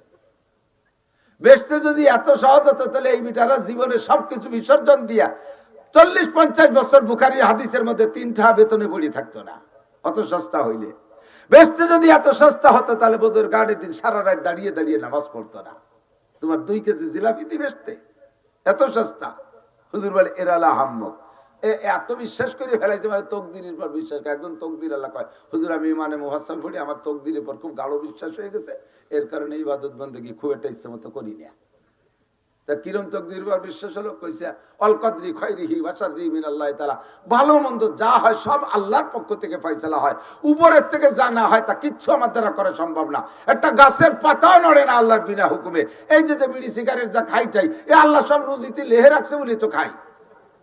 এই জায়গা আমার কি মাতুব্বাড়ি আছে, আমার কি হাত আছে? কপালে নামাজ নাই, আল্লাহ লেখে না, এই জন্যই ভরি নিয়ে। এত কপালটা যদি বিশ্বাস করো, তা আসো কপাল আনো, 2টি জুতোর বাড়ি দেখাই চলে যাও। বিশ্বাস করো যে রুজিতে 2টি জুতোর বাড়ি ছিল, কালাম ফিরে আবার সেই 2টি ফেরত দাও কে? ওই পর্যন্ত বিশ্বাস করে চলে যাও নাকি? যে রুজিতে জুতোর বাড়ি ছিল, খাইয়ে চলে গেলাম, শেষ সময় দিয়ে আবার ওই 2টি ফেরত দাও, ওই 2টির সাথে আরো 2টি বাড়াই দাও, তাকে। এগুলো সব বেঈমানির লক্ষণ। তাতাজাফা জুনুবুহুম আনিল মাদাজি ইয়াদউনা রাব্বাহুম খাওফান ওয়া তামা। ওই সকল মানুষ আরশে আজিমের নিচে বিনা হিসাবে ছায়া পাইয়া বিনা হিসাবে জান্নাতে যাবে, যারা রাতের বেলা বিছানা ত্যাগ করে উইঠা ওযু গোসল যা প্রয়োজন আছে 2 রাকাত 4 রাকাত পড়িয়া রব্বুল আলামিনের কাছে আশা ও ভয় 2টা রাইখা ক্ষমা চাইয়া চোখের পানি ফেলাই কান্দে। বান্দার চোখ থেকে যখন পানি পড়ে, আরশে আজিমের 8টা খুঁটি আছে, হামিলাতুল আরশ সামানিয়া ওয়া ইয়াহমিলু আরশা রাব্বিকা ফাওকাহুম ইয়াওমা ইযিন সামানিয়া। আল্লাহ পাকের আরশ বহন করে রাখে 8 জন ফেরেশতা। এই 8 জন ফেরেশতার হাতে আল্লাহর আরশের একটা খুঁটি আছে। বান্দা যখন জমিনের উপরে তওবা করে গিড়গিড়ে কাঁদে আর দুই চোখ বেয়ে বেয়ে পানি পড়ে, দুইটা চোখের কেনিতে মাছির মাথা পরিমাণ পানি বের হয়, ওই সময় আল্লাহর আরশের 8টা খুঁটি থরথর করে কাঁপতে থাকে। ফেরেশতারা ডেকে বলে, রব্বুল আলামিন, তোমার আরশের খুঁটি কাঁপছে কেন? এ তো খুব জোরে কাঁপতেছে আল্লাহ, ধীরে ধীরে কম্পন আরো বাড়তেছে। জমিনের ভিতরে বান্দা যত ফুবাই ফুবাই কান্দে, প্রথম ধরেই তো চিল্লাই কান্দে না, হালকা হালকা কান্না আসে, হালকা হালকা খুঁটি নড়ে, জোরে জোরে কান্না আসে, জোরে জোরে খুঁটি নড়ে, চোখ থেকে গলগলায় পানি পড়ে, খুঁটিগুলো থরথর করে কাঁপতে থাকে। ফেরেশতারা কয়, আল্লাহ তো ধীরে ধীরে বাড়তে বাড়তে খুব জোরে কাঁপতেছে, আমাদের হাত থেকে খুঁটি ছুটে যায় নাকি বলা যায় না, কেন খুঁটি কাঁপতেছে, আল্লাহ সমস্যা কি? আল্লাহ পাক ডেকে বলেন, জমিনের উপরে আমার এক বান্দা সালতানগর কান্দার অমক গ্রামের খাদ্যের বাগানের ভিতরে, আল্লাহু আকবার, আমার এক বান্দা বাগানের মধ্যে বসে, ছোট্ট একটা কুড়িয়ে ঘর, ওর মধ্যে বসে বসে গিড়গিড়ে কাঁদতেছে, গুনাহ থেকে ক্ষমা চাইতেছে, কাঁদতেছে, ওর কান্নার কারণে খুঁটি নড়তেছে। ফেরেশতারা বলে, আল্লাহ এই খুঁটি থামবে কিভাবে? আমি যদি তারে ক্ষমা করে দেই তাহলে খুঁটি থামবে। ফেরেশতারা বলবে, আল্লাহ সুপারিশ করি, এ খুঁটি হাতেতে ছুটে যাওয়ার মতো মনে হচ্ছে, তোমার বান্দারে তাড়াতাড়ি ক্ষমা করে দাও, নইলে খুঁটি ছুটে যাবে। আল্লাহ পাক বলেন, ঠিক আছে ফেরেশতারা, তোদের সুপারিশ গ্রহণ করলাম, আমার বান্দার সব গুনাহ মাফ কইরা দিলাম। চুবারার আন্দাজ পাশিমানিয়ানিন আরশেলার জাদাজ আনিনুল মুজনিবিন। আল্লামা জালালউদ্দিন রুমি রহমাতুল্লাহ আলাইহি বলেন, মারকাবে তওবা আজায়েব মারকাবাস, মারকাবে তওবা আজায়েব মারকাবাস, বরফা লাগতা জাদা বা এক লহজা পাস, চুবারার আন্দাজ পাশিমানিয়ানিন আরশেলার জাদাজ আনিনুল মুজনিবিন। গুনাহগারের চোখের পানির ওসিলায়, চোখের পানির কারণে আল্লাহর আরশের খুঁটি পর্যন্ত কাঁপতে থাকে। এই সময় যদি আপনি শেষ রাত্রে উঠে কান্দেন, ভাই গুনাহ তো কেউ করেন নাই, হ্যাঁ, এলাকার তো কেউ গুনাহগার নাই, হ্যাঁ, যদি বলা হয় সারা দিন গুনাহ করেন নাই, এরকম একটা লোক আছেন কে? আশা করি কেউ বলতে পারবেন না আমি আছি। ইচ্ছায় অনিচ্ছায় দিনে 24 ঘন্টায় কোনো না গুনাহ হয়েই যায়, হয় কি হয় না? যদি বলা হয় সারাদিন একটা নেকির কাজ করো নাই, এরম কি আছো? এরম মানুষ বহু পাওয়া যাবে। সারাদিন একটা নেকির কাজও করি নাই, এরকম মানুষ বহুত আছে। কিন্তু সারাদিন একটা গুনাহ করি নাই ইয়া বলার কোনো মানুষ নাই। এই গুনাহ, এক একটা গুনার কারণে 7000 বছর জাহান্নাম, কমপক্ষে 7000 বছর জাহান্নাম। এত বড় গুনাহ কাঁধে থাকতে কেন আপনি তওবা করবেন না? আপনি কেন ভয় পাবেন না? আরে এই বর্তমান অন্তর্বর্তীকালীন সরকার আওয়ামী লীগের যাদেরকে ধরতেছে, ধরে ধরেই তো জেলে দিচ্ছে। এর তো 7000 8000 বছর জেল দেবে না, দেবে নাকি? কেউরে 2 মাস পর ছেড়ে দিচ্ছে, কেউরে 3 মাস পর ছেড়ে দিচ্ছে, কেউরে 5 বছর 7 বছর এনে রাখবে, সর্বোচ্চরায় ফাঁসি দিয়ে দেবে। তার বেশি আর কি করবে? এর চেয়ে বেশি আর করবে না। তার ভয়তে দেখো দেশ থেকে দেশান্তর কত পলাপলি, কত কি আত্মগোপন করা করি চলতেছে। ও দোস্ত, কত তওবা যে অন্তরের থেকে করতেছে তার আল্লাহই ভালো জানে। কিন্তু একটা গুনার কারণে 7000 বছর জাহান্নামে পড়বা। তুমি হাজার হাজার গুনাহ করে বসে রইছো, কেন তুমি তওবা করবা না? কেন তুমি কাঁদবা না? রাতের বেলা উঠে যদি চোখের পানি বেলায় কাঁদতে পারেন, আপনার স্থান হবে আরশে আজিমের নিচে। বলি না সুবহানাল্লাহ। 5 নম্বর, রজুলানে তাহাব্বা ফিল্লাহ ইজতামা আলাইহি ওয়া তাফাররাকা আলাইহি। ওই দুই ব্যক্তি আরশে আজিমের নিচের ভিআইপি মেহমান, যেই দুই ব্যক্তির ভিতরে ভালোবাসা হবে আল্লাহর ওয়াস্তে। কিসের জন্য? টাকা পাওয়ার লোভে না, সুরত চেহারার লোভে না, নফসানি যৌন চরিতার্থ নষ্টামি করার জন্য না, দুনিয়ার কোনো অর্থ সম্পদের লোভে ভালোবাসা না, ভালোবাসা একমাত্র আল্লাহর ওয়াস্তে। আমি আপনাদের কাছে জানতে চাই, আমি মাওলানা নাসির আপনাদের এলাকায় জায়গা জমি রাখি নাই, সেই সুবাদে আপনাদের সাথে সম্পর্ক নাই, কোনো প্রকার আত্মীয়তা এলাকায় করি নাই, সে সুবাদে কোনো সম্পর্ক নাই। এমনি এমনি আশা যা করি, আপনারা আমাকে ভালোবাসেন কিনা? মাগরিবের পরে এত মানুষ চলে আসছেন, নিশ্চয়ই তো ভালোবাসার টানেই আসছেন, ঠিক না? আমিও আপনাদেরকে ভালোবাসি। এই জায়গায় এই মাঠে আজকে জমা হয়েছি তো আল্লাহর ওয়াস্তে, দিনের খাতেরে, দিনের খাতেরে। কাজে আমরা আপনারা এই দুই দলের মানুষই আরশে আজিমের নিচে জায়গা পাবো ইনশাআল্লাহ। তবলিগি যে দেখবেন 14 পুরীর 14 জন, ফরিদপুরের একজন, শরীয়তপুরি একজন, মাদারীপুরি একজন, রংপুরি একজন, দিনাজপুরি একজন, সৈয়দপুরীর একজন, এইরকম 14 পুরীর 14 জন দিয়ে এক জামাত। মাত্র একটা চিল্লে দিয়ে ঘুরে আইসা কাকড়াল এসে কাকরালির থেকে যখন যার যার বাড়ির দিকে যায় বিচ্ছিন্ন হয়ে যায়, কেমন যেন ভাই মরা শোকের মতো গলা জড়াই ধরে কাঁদতে থাকে। তবলিগি যারা গেছেন তারা দু একজন সাক্ষী দেন, কথা সত্য না মিথ্যা? আরে গলা জড়াই ধরে কান্দেন। এই জায়গা যে 14 পুরী 14 জন এক জায়গা হয়েছিলেন, কি ছেলে মেয়ে বিয়ে দেওয়ার জন্য, ব্যবসা বাণিজ্যের জন্য, জায়গা জমি কেনার জন্য। একজনের চেহারার পর আর একজন আশেক হয়ে গেছেন নাকি ও জায়গা 14 পুরীর 14 জন, 12 পুরীর 12 জন, 12 পুরীর 13 জন, এর সাথে আগের কোনো সম্পর্ক নাই। ও জায়গা যাওয়ার পরে এমন একটা ভালোবাসা হয়েছে, এই ভালোবাসাটা একমাত্র দিনের খাতিরে। এক জায়গা হয়েছিলেন দিনের জন্য, আবার কাকরাইলে এসে বিচ্ছিন্ন হচ্ছেন দিনের জন্য। দিনের জন্য বিচ্ছিন্ন দুইটা তর্জমায় দিক তাকান। একটা হলো এক জায়গা হয়েছিলাম দিন শিখা এবং শেখানোর জন্য, এবার এক জায়গা সারা জীবন থাকলে তো দিন চলাবে না, কাজে কাজে কাকরাইলে এসে আবার 12 জন 12 জায়গা চলে গেছি। দোস্ত তুমি যাও তোমার মহল্লায় কাজ করো, আমি যা আমার মহল্লায় কাজ করি। এই হলো দিনের জন্য বিচ্ছিন্ন। আর একটা হলো দিনের জন্য বিচ্ছিন্ন, তার তর্জমা হলো যে দুইজনের ভালোবাসা আছে দিনদারির কারণে, যখন একজনের মধ্যে দিন দেখবো না তখন তার থেকে বিচ্ছিন্ন হয়ে যাব। যখন একজনের মধ্যে দিন দেখবো না, ও ভালো না, ও দিনের থেকে বিচ্ছুত না, তোর সাথে নাই। যেমন সারা পৃথিবীর উলামায়ে কিরাম সাদ সাহেবকে অত্যন্ত মহব্বত করত। একটা বংশীয় মানুষ ইলিয়াস সাহেব রহমাতুল্লাহ আলাইহির বংশের লোক, ইলিয়াস সাহেব রহমাতুল্লাহ আলাইহির বংশের লোক, ইউসুফ সাহেব রহমাতুল্লাহ আলাইহির বংশের লোক, জাকারিয়া রহমাতুল্লাহ আলাইহির রেশতার আত্মীয় স্বজনদের মধ্যে এমন একটা সম্মানী মানুষ যৌবন কাল থেকে বাংলাদেশে আসে। তবলিগের সেই সময় কত মুরব্বী থাকা সত্ত্বেও সাদ সাহেবকে দেয়া ইস্তেমার ময়দানে মূল বয়ান করানো হতো, তারে দিয়ে দোয়া করানো হতো। এই ভালোবাসা ছিল তার সাথে দিনের খাতিরে। যখনই সাদ সাহেব দিন থেকে বিচ্যুত হয়ে গেছে, নবী রাসূলের সমালোচনা শুরু করছে, ধর্মের ভিতরে মারাত্মক মারাত্মক আঘাত করা শুরু করছে, সেই সাদ সাহেব সেই চেহারায় সেই জায়গায় আছে। কিন্তু উলামায়ে কিরাম আর দিনদার তবলিগ ওয়ালারা আমরা তার থেকে বিচ্ছিন্ন হয়ে গেছি। কথা কোন ঠিক কি ঠিক না? এই ক্লাসের যারা দিন খারাপ, তার ভিতরে দিনের কমতি দেখা সরে চলে আসবে, লোকটার বন্ধুর মধ্যে দিনের কমতি দেখে সরে চলে আসবে, এই মানুষগুলোকে আল্লাহ পাক আরশে আজিমের নিচে ছায়া দিয়ে দেবে। বুঝা গেছে কথা? এ যুবক, তুমি এক যুবকের সাথে বন্ধুত্বতা করেছো, ও যুবক নামাজ পড়ে তুমিও পড়ো, সেও তবলিগে যায় তুমিও যাও, সেও দাড়ি রাখে তুমিও দাড়ি রাখো, সেও মসজিদে যায় তুমিও মসজিদে যাও, সেও টুপি দাড়ি পাগড়িওয়ালা তুমিও টুপি দাড়ি পাগড়িওয়ালা। তার এইটা দেখে তুমি তারে ভালোবেসে ফেলাইছো। কিছুদিন পর চট করে সে টুপি পাগড়ি খুলে ফেলাইছে। এরপরে কেমন কেমন যেন ভাব, তুমি তারে বুঝানোর চেষ্টা করো আর বুঝ নেয় না। এরপরে পট করে একদিন দাড়ি কয়টা কাইটে ফেলাইছে। দাড়ি কাটার পরে বুঝে ফেলাইছে সম্পূর্ণ স্টার্টিং বাম দিক চলে গেছে, ওর সাথে আর বন্ধুত্বতা রাখা যাবে না। ওর থেকে তুমি বিচ্ছিন্ন হয়ে চলে আসার সঙ্গে সঙ্গে তোমার নামটা আরশে আজিমের 5 নম্বর খাতায় লেখা হইয়া যায়। হুব্বু ফিল্লাহ বুগযু ফিল্লাহ বলে রে, আল্লাহর জন্য ভালোবাসা আর আল্লাহর জন্য আমাদের শত্রুতা। কথা বলেন ঠিক না? 5 নম্বর 6 নম্বর ব্যক্তি রজুলুন যাকারা, কি বলা হয়? রজুলুন দাতু ইমরাতুন যাতু হাসাবি ওয়া জামাল ফাকালা ইন্নী আকাবুল্লাহ।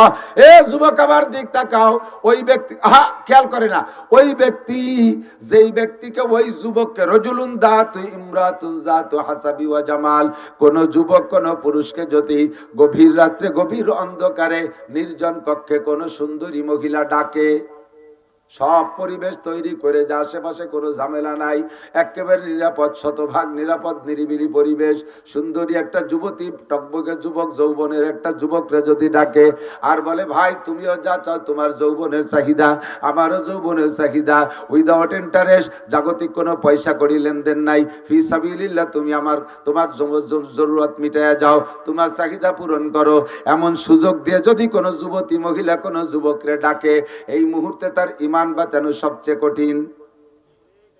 রাস্তায় 1 কোটি টাকার বস্তা ফেলানো বইছো রাতের অন্ধকারে, লাথি দিয়ে বস্তাটারে খালের নিচে ফেলাই দিয়ে চলে আসলে আসতে পারো, পরের টাকা আমি হজম করতে পারবো না, নেব না। আরে হজম করতে পারলেও পরের টাকা আমি নেব না। কোটি টাকার বস্তারে লাথি মেরে ফেলে চলে আসতে পারো, কিন্তু একটা সুন্দরী যুবতী এরকম পরিবেশ তৈরি করে যদি প্রস্তাব দেয়, ও জায়গা থেকে ইমান বাঁচায় আসা বড় কঠিন। এই যুবক যদি সে জায়গা বলতে পারো, ও বোন তুইও আল্লাহরে ভয় পা, আমিও আল্লাহকে ভয় পাই, ইন্নী আখাফুল্লাহ, মোটেই সম্ভব না, আদৌ সম্ভব না। আমি আল্লাহকে ভয় পাই, আমি আল্লাহকে ভয় পাই, এই বলে যদি তুমি ঈমান বাঁচায় আসতে পারো, দুনিয়ার কিছুক্ষণের শান্তিকে লাথি মাইরা যদি তুমি আল্লাহকে ভয় পেয়ে বেঁচে আসতে পারো, যুবক, তোমার মর্যাদা কত জানো?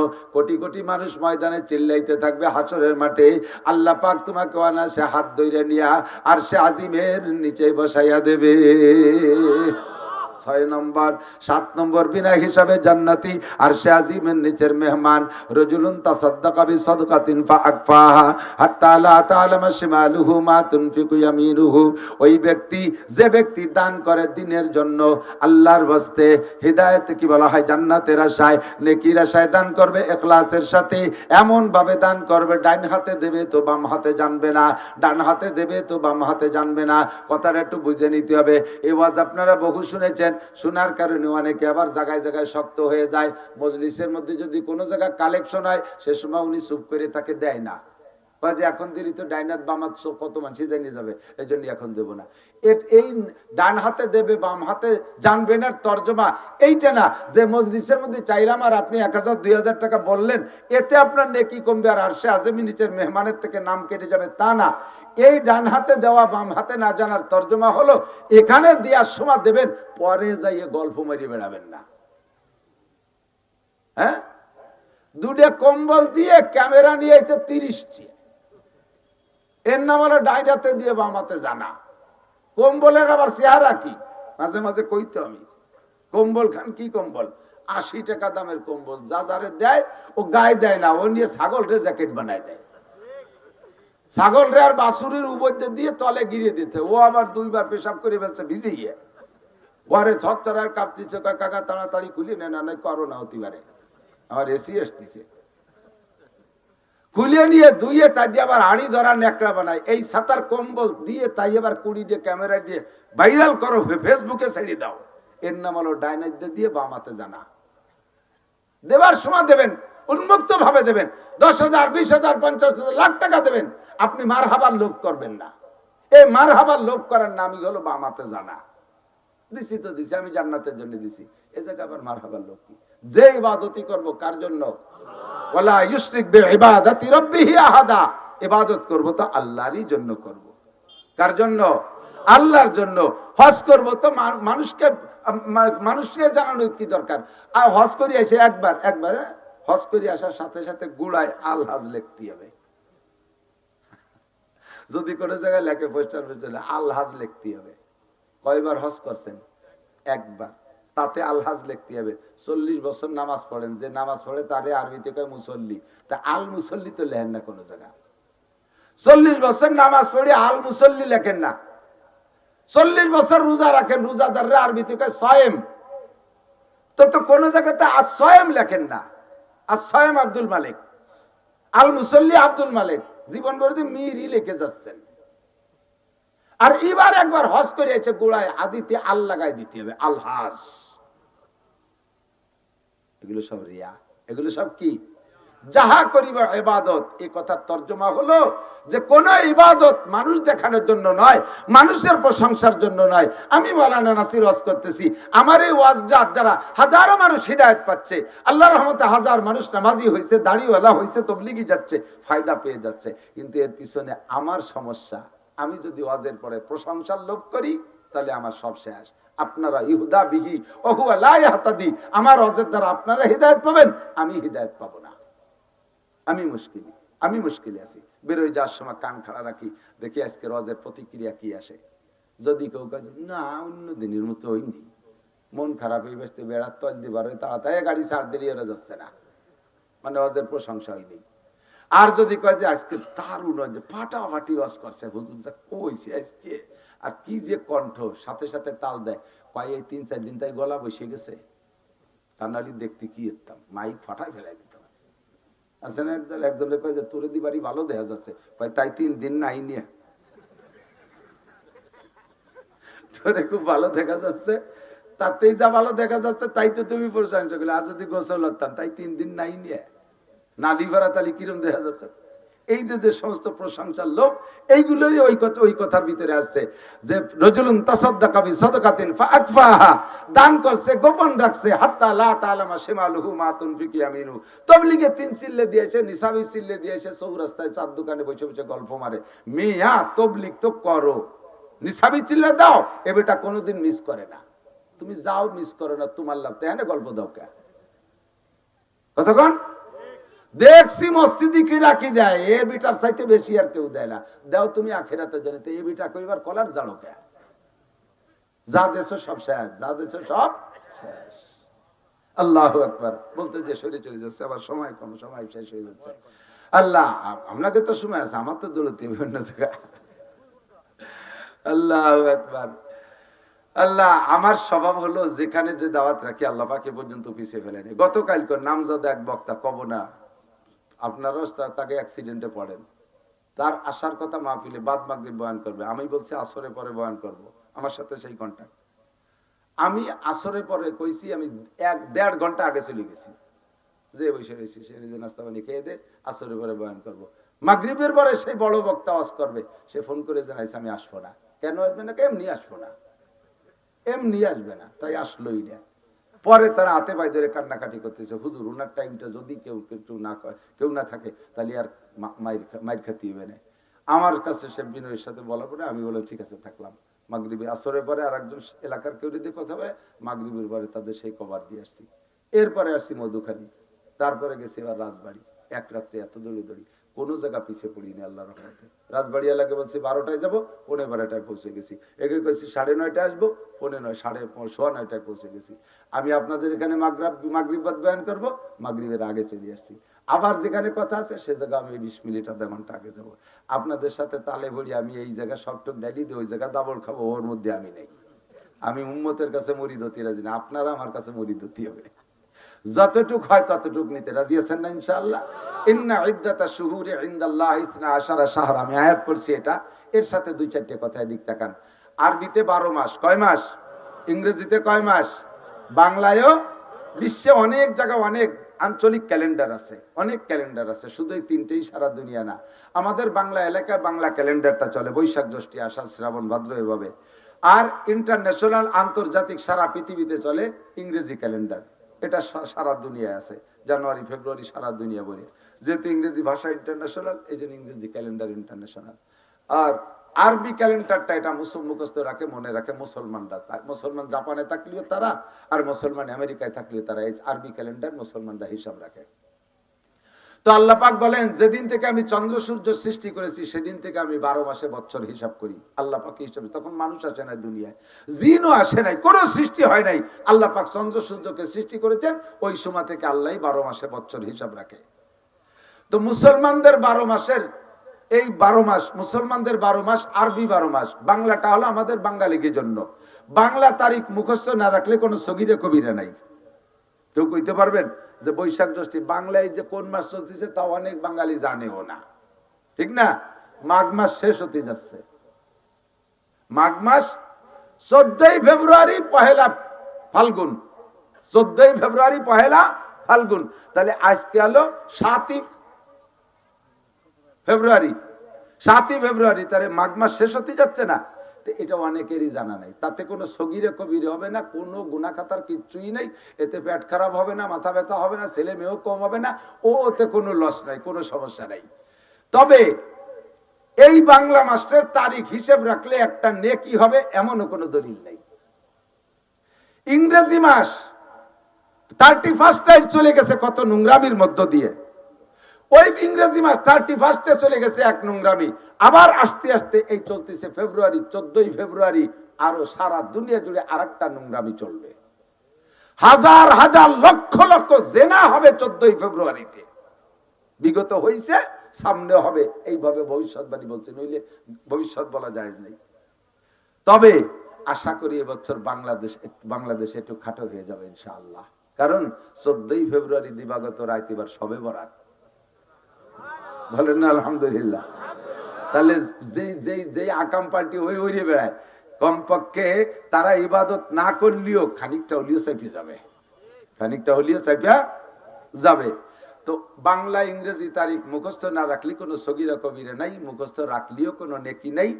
আরবি মাসের মাসগুলো মুখস্থ রাখা সুন্নতে মুআক্কাদায়ে কিফায়া, আর এর তারিখও মুখস্থ রাখা সুন্নতে মুআক্কাদায়ে কিফায়া, যার সাথে আমাদের মুসলমানদের অনেক ইবাদত সম্পৃক্ত, ঠিক কি না?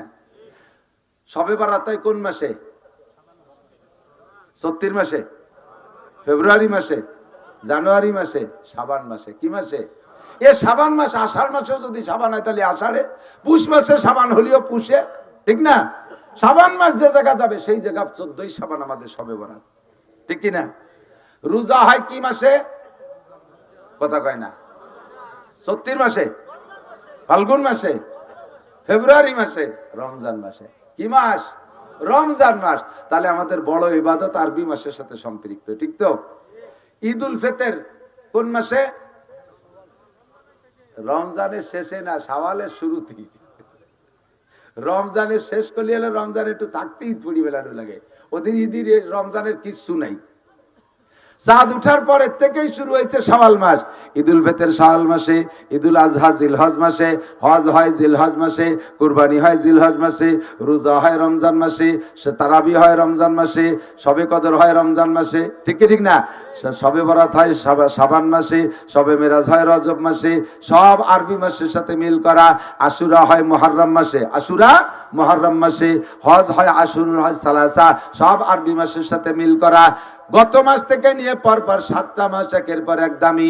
গত মাস গেছে দামি আমার নবী, আপনার নবী, বিশ্ব নবী মুহাম্মদুর রাসূলুল্লাহ সাল্লাল্লাহু আলাইহি ওয়াসাল্লামকে আল্লাহ পাক রজব মাসের 26শে রজব দিবাগত রাত আরশে আজিম পর্যন্ত নিয়ে গিয়েছিলেন জান্নাতি পরিবহনে চড়াইয়া।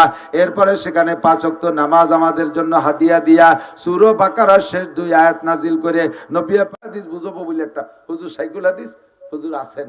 আমি যদি এটাকে ভুল বলি, হুজুর আমার উস্তাদদের সাথী, কাজেই হুজুর আমাকে আরো সভাপতির দায়িত্ব কিন্তু এই, আমাকে দেশের সভাপতির এক বুলুক দায়িত্ব চলে যায়।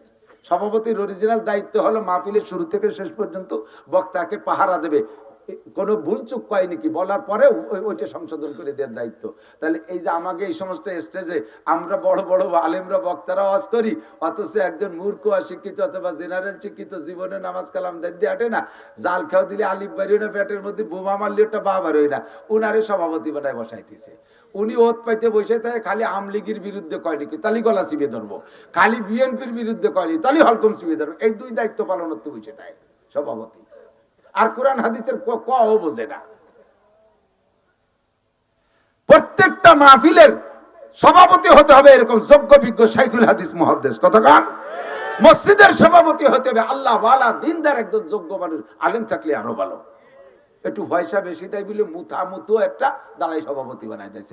সিগারেট খাতি খাতি পেট ফুলি গেছে, সে তার নাম বানাইছে সেক্রেটারি, এই জন্য আমি নাম হতেছি সিগারেটারি। আপনাকে এদিক নাই আমি জানি, এদিক আলে আলেম ওলামার আড্ডা, এই জন্য আমি কতি সাহস পাচ্ছি। আর যে সমস্ত জায়গায় বেডঙ্গা আছে ও জায়গায় যে কলিয়াবার ধরা খেয়ে যাচ্ছে, তারপরে ইনশাআল্লাহ আল্লাহর রহমতে ধরাটা খাই নেই হলো। এদিক দেখান তো জয়ীফের কথা বুঝতে হবে। শবে বরাতের ইবাদত সম্পর্কে যে হাদিস আছে, হাদিসটা জয়ীফ। হাদিস কি? আমরা স্বীকার করছি জয়ীফ। তো জয়ীফ হাদিস কি খেয়াল করতেছেন? একটু খেয়াল করতেছেন? জয়ীফ হাদিসের দ্বারা শবে বরাত প্রমাণিত। তো জয়ীফ হাদিস কি? জয়ীফ হাদিস ও হাদিস, জয়ীফ হাদিস ও হাদিস। জয়ীফ বাংলায় আপনারাও জয়ীফের আরবি শব্দ যদিও বলতে বলতে বুঝিয়ে ফেলাইছেন। জয়ীফ মানে দুর্বল, জয়ীফ মানে কি? দুর্বল, কমজোর। আর এই জয়ীফের এগেনস্টে যা আসছে তার কবি, শক্তিশালী। আরবিতে বলে কবি, এটা কয় শক্তিশালী। কি কয়? শক্তিশালী, ঠিক কি না? খেয়াল করেন, হুজুর আসছেন, হুজুর বয়ান করবেন। আমার টুক শেষ করতেছি, ভয় নেই। হুজুর আমার অনুমতি দেবেন ইনশাআল্লাহ। এই কথা শুনবেন তো ইনশাআল্লাহ? প্রতিবাদ করতে হবে, এজন্য বলতেছি মিয়া, খালি জীবন করে শুনছেন মনে রাখবেন না তা হবে কে? আমার দিক তো জয়ীফ আর কবি, কবি মানে শক্তিশালী আর জয়ীফ মানে কমজোর। এই হাদিসের কবি আর জয়ীফের পার্থক্য কোত্থেকে? পার্থক্য হলো, আরো সাহস পাইছি, 2 জন আমার সাথে আছে। কবি আর জয়ীফের পার্থক্য শোনেন। ফরজান ধরে নেন, রাজনীতি বুঝবেন না, আগেই বলে নিছি রাজনীতি না। উদাহরণ আসলি এগুলো বলতে লাগলে বলা লাগে না, রাজনীতি দিক গেলামই না। হুজুর আসছেন ওই বাসায়, যে বাসায় হাজী সাহেবের বাসায় আমরা বসছি, হাজী সাহেবের বাসায় আসছে না, এটা দিয়ে জুত হবে না উদাহরণ দিয়ে। সমকালীন রাজনৈতিক নেতা, তৎকালীন বিগত সময়ের প্রধানমন্ত্রী শেখ হাসিনা, এলাকায় আমলিগ আছে না, আমলিগের ছোট বড় নেতা নেত্রীরা আছে না, বিশেষ করে তৎকালীন চেয়ারম্যান, উপজেলা চেয়ারম্যান সব তো ওইদিকে ছিলেন। তো এখন এই বিশ্বরোড দিয়ে, বাঙ্গার বিশ্বরোড দিয়া প্রধানমন্ত্রী টুঙ্গিপাড়া গেছে। তো যাওয়ার আগে আমরা দেখছি 1 মাস আগে থেকে কত গেটিং, মাইটিং, লাইটিং, কত মাটি পরীক্ষা, কত কিছু চলছে না, কত কিছু পুলিশ দিয়ে পাহারাটার অনেক কিছু চলছে। এরপরে প্রধানমন্ত্রী আসে, তাতে এলাকার কের জানতি বাকি থাকে না। আজকে হঠাৎ করে এক ব্যানালা, এখানে ইউনিয়নের চেয়ারম্যান, আমলিগের চেয়ারম্যান, উনি এই জায়গা চার দোকানে চা খাচ্ছে, ব্যানালা একজন ভ্যানসার এসে ভাইজান আপনি এখন এই জায়গা, কোন জায়গা থাকবো, এতক্ষণ কাউন্সিলে ছিলাম, এখন একটু চা খেয়ে বাড়ি যাচ্ছি। কারণ না তা বলতেছি না, প্রধানমন্ত্রী ওই যে বাঙ্গার মোড়ে আইসে কথা বলে গেল, আপনি জান নাই? তো চেয়ারম্যান কি কবে, থাম ফালতু কোথাকার, প্রধানমন্ত্রী এলাকা আসবে আর আমি জানি রে, ও এসে খবর কয়। আর চেয়ারম্যান দমক দিলে ও টিকতে পারিনি, ও চলে গেছে তো। এর মধ্যে ওই বাঙ্গার বাজারে মাছ বেচতে গেছিল এক জাইলিয়ে, সে জাইলিয়ে মাছ টাছ বেচে এসে কয়, চেয়ারম্যান সাহেব আপনি জান নাই? কোন জায়গা যাবো? কাকা প্রধানমন্ত্রী দেখলাম ওই যে রোড মিটিং এ কথা বলতেছে, টুঙ্গি পড়ে যাচ্ছে। আরে চুপ কর। এবার কিন্তু দমকটা একটু হালকা হয়ে গেছে। আগের জন্য প্রধানমন্ত্রী আসবে আর আমরা জানি না। এবার যখন যাইলিয়ে কইছে, এবার কয় চুপ কর, একটু স্লো হয়ে গেছে। ওরে দমকায় তাড়াই দেওয়ার পরে একজন মেথর ওই বেসতে কোদাল, মানে যে পায়খানাটাকে সাফ করে কোদাল গাড়ি বালতি একটা হাতে, ও আইসে কয় যে এই তো এই মাত্র চলে গেল, আরে আপনি এখন আপনি যে আর পাবেন না। কারে? কয় যে প্রধানমন্ত্রী যে চলে গেল, এখন আর কথা কয় না। তিন দুর্বল, কয় দুর্বল? 3 দুর্বল। ভ্যান চালানি 1 দুর্বল, তারপরে জাইলি 1 দুর্বল, মেথর 1 দুর্বল। 3 দুর্বলে যখন একই কথা কইছে, এখন চেয়ারম্যান সাহেব ফোন দিচ্ছে ওই জায়গা, ওই এটারে ওই জায়গার নেতা একজন রে, সুবান ভাইরে ফোন দিছে। সুবান ভাই সত্যি কি প্রধানমন্ত্রী এসেছিল? আর একেবারে না কইয়াই পেছতে যে চলে গেল, না কইয়া এসে চলে গেছে।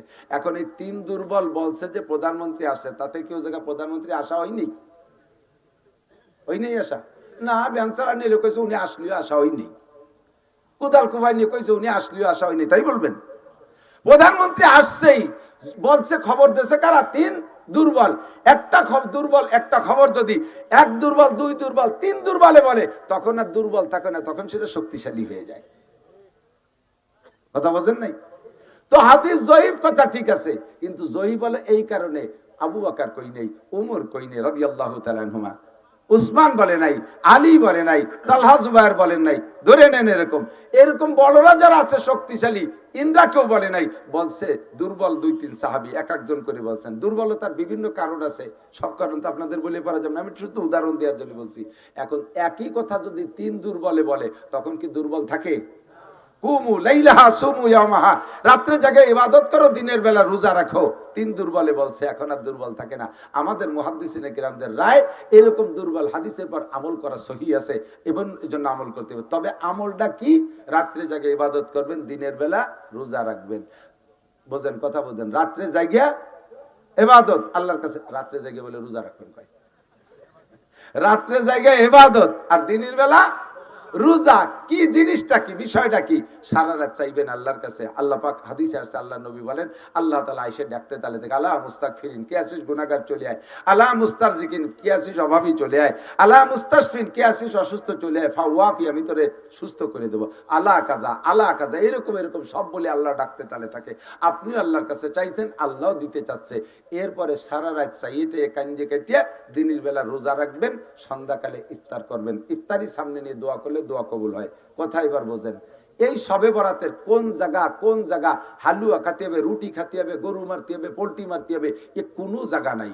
এই সবে বরাতটা উপলক্ষে না খাওয়া, কান্নাকাটি আর না খাওয়ার দিন সেম কোয়ালিটি। এদিক থাকেন, বিগত দেখছি তো সরকারদের সময়, এই আওয়ামী লীগ সরকারের সময় এক সময় দেখলাম মাস্টাররা ধর্মঘট করছে, মনে আছে নাকি? প্রাইমারির মাস্টার যারা ছিলেন তারা মাস্টাররা, টোটাল মাস্টাররা ধর্মঘট করছে। এ বাড়াতে হবে, ও বাড়াতে হবে, সে বাড়াতে হবে, কতদিন পর্যন্ত এই মুনাজাত করিয়ে যাচ্ছে। তা মোটে প্রধানমন্ত্রী মুনাজাত কবুল করেই না। লাস্ট ফিনিশিং যাইয়া সব মাস্টাররা যাইয়া পল্টনে যাইয়া অনাশন ধর্মঘট, পেটের উপরে থাল একখান থুয়েছি, শুয়ে রয়েছে, দোয়া কবুল না হলি খাবো না, বাড়ি যাব না, এই বলে কাপটি ধরে রয়েছে। কিছু কিছু চালাক মাস্টার গোপনে গোপনে যে চারটে খাইয়ে এসে আবার থাল পেটের পর থুয়েছি, শুয়ে রয়েছে। আর বেশ কিছু জন 30 জনের মতো শুনলাম, খুব কঠিন। এই 30 জন সম্পর্কে সাংবাদিকরা বলছে যে ওনরা সম্ভবত মারাই যাবে, 3 দিন কিচ্ছু খায় না। যখন এই না খাওয়া অবস্থা দেখে মরে মরে ভাব, প্রধানমন্ত্রী বলছে ঠিক আছে ওনাদেরকে বাড়ি যেতে বলো, ওনাদের সব মোনাজাত কবুল করে নিলাম। এর কয় অনাশন ধর্মঘট। এর কি কয়? অনাশন ধর্মঘট। আল্লাহ কয় সারা বছর আকাম কুকাম যা করছো সবে বরাতে মাপ চাও, কাঁদো, আগামীবার কি লাগবে চাও, রাতভর চাও, কাঁদো, কাঁদিয়ে কাটিয়ে এরপরে দিনের বেলা একটা অনাশন ধর্মঘট করো, খাবা না, রোজা থাও, রোজা থাকে এরপরে সন্ধ্যের আধা ঘন্টাকে ইফতার নিয়ে বসো, বসে এটা খেজুরটা টোয়াবা, নায়ের দ্বারে দিবা। আল্লাহ কয়ে ফেরেশতারা দেখ দিদি খাই ফেললো, আর তো 1 ঘন্টা আছে। কয় না আল্লাহ ও বেকায়দা লোক খাবে না, খেজুর ধরে, পিএজি ধরে, চুলাটা ধরে, খায় না, তুইয়ে দেয়। এর মধ্যে দোয়া করছে, আল্লাহ গত রাত্রে যা চাইছি দিন ভরে আমি খাইনি, আমি অনাশন ধর্মঘট, তোমার আমার দোয়া কবুল না হলে আমি আজকে ইফতারও খাবো না। ইফতারের সময় আল্লাহ কাজা ফাতাকাব্বাল তো দোয়া, তো সব দোয়া কবুল করলাম। তাহলে এ জায়গা পোল্ট্রি মারিয়ে খাওয়ার কথা কোন জায়গা আছে? গরু মারিয়ে খাওয়ার কথা, এটা তো অনাশন ধর্মঘট, না খাওয়ার দিন। এত খাওয়ায়, এত হালুয়া, সে হালুয়ার দাপটে কি চাবে আর না চাবে সব ভুলে যায়। রাত ভর বিটিরা রুটি ফিটিয়ে হালুয়া বানাইতে বানাইতে রাতটা শেষ করে বেড়ায় দেয়। এটা খাওয়ার রাত না, খাওয়ার দিন না। খাওয়ার রাতের দিন আলাদা আছে। একটা হলো 2টা ঈদের দিন। আল্লাহ রাসূল, আল্লাহ পাক নিজেই বলেন, নবিয়া পাক বলেন আইয়ামু জিয়াফাতিল্লাহ, 2টা ঈদের 5 দিন, ঈদুল ফিতরের দিন আর ঈদুল আজহা 2 দিন, আর ঈদুল আজহার পরে 3 দিন, ঈদুল আজহার পরে 3 দিন। এই 5 দিন হলো মেহমানদারি, এই 5 দিন জম্মের খাওয়া। আরেকটা দিন খাওয়ার দিন আছে, সেটা হলো মুহররমের 10 তারিখ দিনের বেলা রোজা রাইখা রাতের বেলা ফ্যামিলির সদস্যদেরকে যদি ভালো খাও। নবী পাক বলেন মান ওয়াসালা আলিহি ফিন নাফকাতি ইয়াউমা আশুরা ওয়াসাল্লাহু আলাইহি সাইরা সানাতিহি, যে ব্যক্তি মুহররমের 10 তারিখে দিনে রোজা রাইখা রাতের বেলা ফ্যামিলির সদস্যদেরকে নিয়ে শক্তি অনুযায়ী ভালো খানা তৈরি করে খায়, ওয়াসাল্লাহু আলাইহি সাইরা সানাতিহি, আল্লাহ পাক আগামী 1 বছর তার রুজির বরকত বাড়াইয়া দেয়। কোন কিতাবে নাই যে ব্যক্তি পয়লা বৈশাখে পান্তা ইলিশ খাবে, আগামী 1 বছর আল্লাহ তারে জম্মের খান খাওয়াবে। আল্লাহ কয় বছর শুরু করবি যেভাবে শেষ হবে সেইভাবে। ফান্তা বাদ্যে শুরু হচ্ছে, বছর ভরে ফান্তা খাতি খাতি জান যাবে। মুহররমের 10 তারিখে ভালো দিন, এই দিন ভালো খানা খেয়ে শুরু করবা, সারা বছর ভালো খানার ব্যবস্থা হবে। তবে শবে বরাত এটা খাওয়ার দিন না, এটা হলো কান্নাকাটির রাত। আর দিনের বেলা হলো অনাশন ধর্মঘট, না খাওয়ার দিন। রোজা রাইখে আল্লাহ পাকের কাছে চাইবেন, ইফতারির সামনে করে যখন রোজাদার দোয়া করে আল্লাহ পাক রোজাদারের দোয়া কবুল করে। এই জন্য আমরা আসন্ন শবে বরাতে এই ইবাদত করব। এরপরে আসতেছে শাহরুল্লাহ, কি বলা হয়, সাইয়্যিদুশ শুহুর, রমজান মাস, সমস্ত মাসের নেতা মাস রমজান মাস। অনেক ফাজাইল, আমি সব তো বলার সময় পাচ্ছি না, আমি এখান থেকে চলে যাচ্ছি। আমার হুজুর বলবেন, হুজুরানরা আছেন, এনরা বলবেন। রমজান মাসের ফাজাইল ও বরকত, অত্যন্ত দামি মাস, যে মাসে একবার আল্লাহ বললে অন্য মাসে 700 বার আল্লাহ বলার নেকি পাওয়া যাবে ইনশাআল্লাহ। যে মাসে 1 খতম কোরআন শরীফ পড়লে অন্য মাসে 70 থেকে 700 খতম পর্যন্ত কোরআন শরীফ পড়ার নেকি আল্লাহ তাআলা দান করবেন। আমরা আজকে ঈশার নামাজটা বা জামাত এই ময়দানে আদায় করব। রাজি আছেন? কারা কারা রাজি আছেন? একটু ঈশার নামাজ এখানে পড়বো। সত্যি অনেকে হাত উঠাই নেই, চিন্তা আছে যাবো হলো বাদাম খাতি, কালি কালি হাত উঠবো কা না, আজকের এই বড় জামাতে এখানে জামাত হবে, ঠিক আছে ইনশাআল্লাহ। এরপরে ওলামায়ে কিরাম বয়ান করবেন, সকলে শুনবেন। আল্লাহ তাআলা আমাদের বুঝার আমল করবে। একবার নড়াচড়া নাই, একবারে নামাজ হবে। হুজুর এখনই কথা বলবেন, অনেক সুন্দর হয়েছে, এটা বেশি সুন্দর হয়েছে। বলেন আলহামদুলিল্লাহ। সবাই বসে, কেউ আগে বেরিয়ে একা একা নামাজ পড়তে যান না, বড় জামাতে নামাজ পড়বেন শেষে। সুবহানাল্লাহি বিহামদিহি, সুবহানাল্লাহিল আযীম, সুবহানাকাল্লাহুম্মা বিহামদিকা।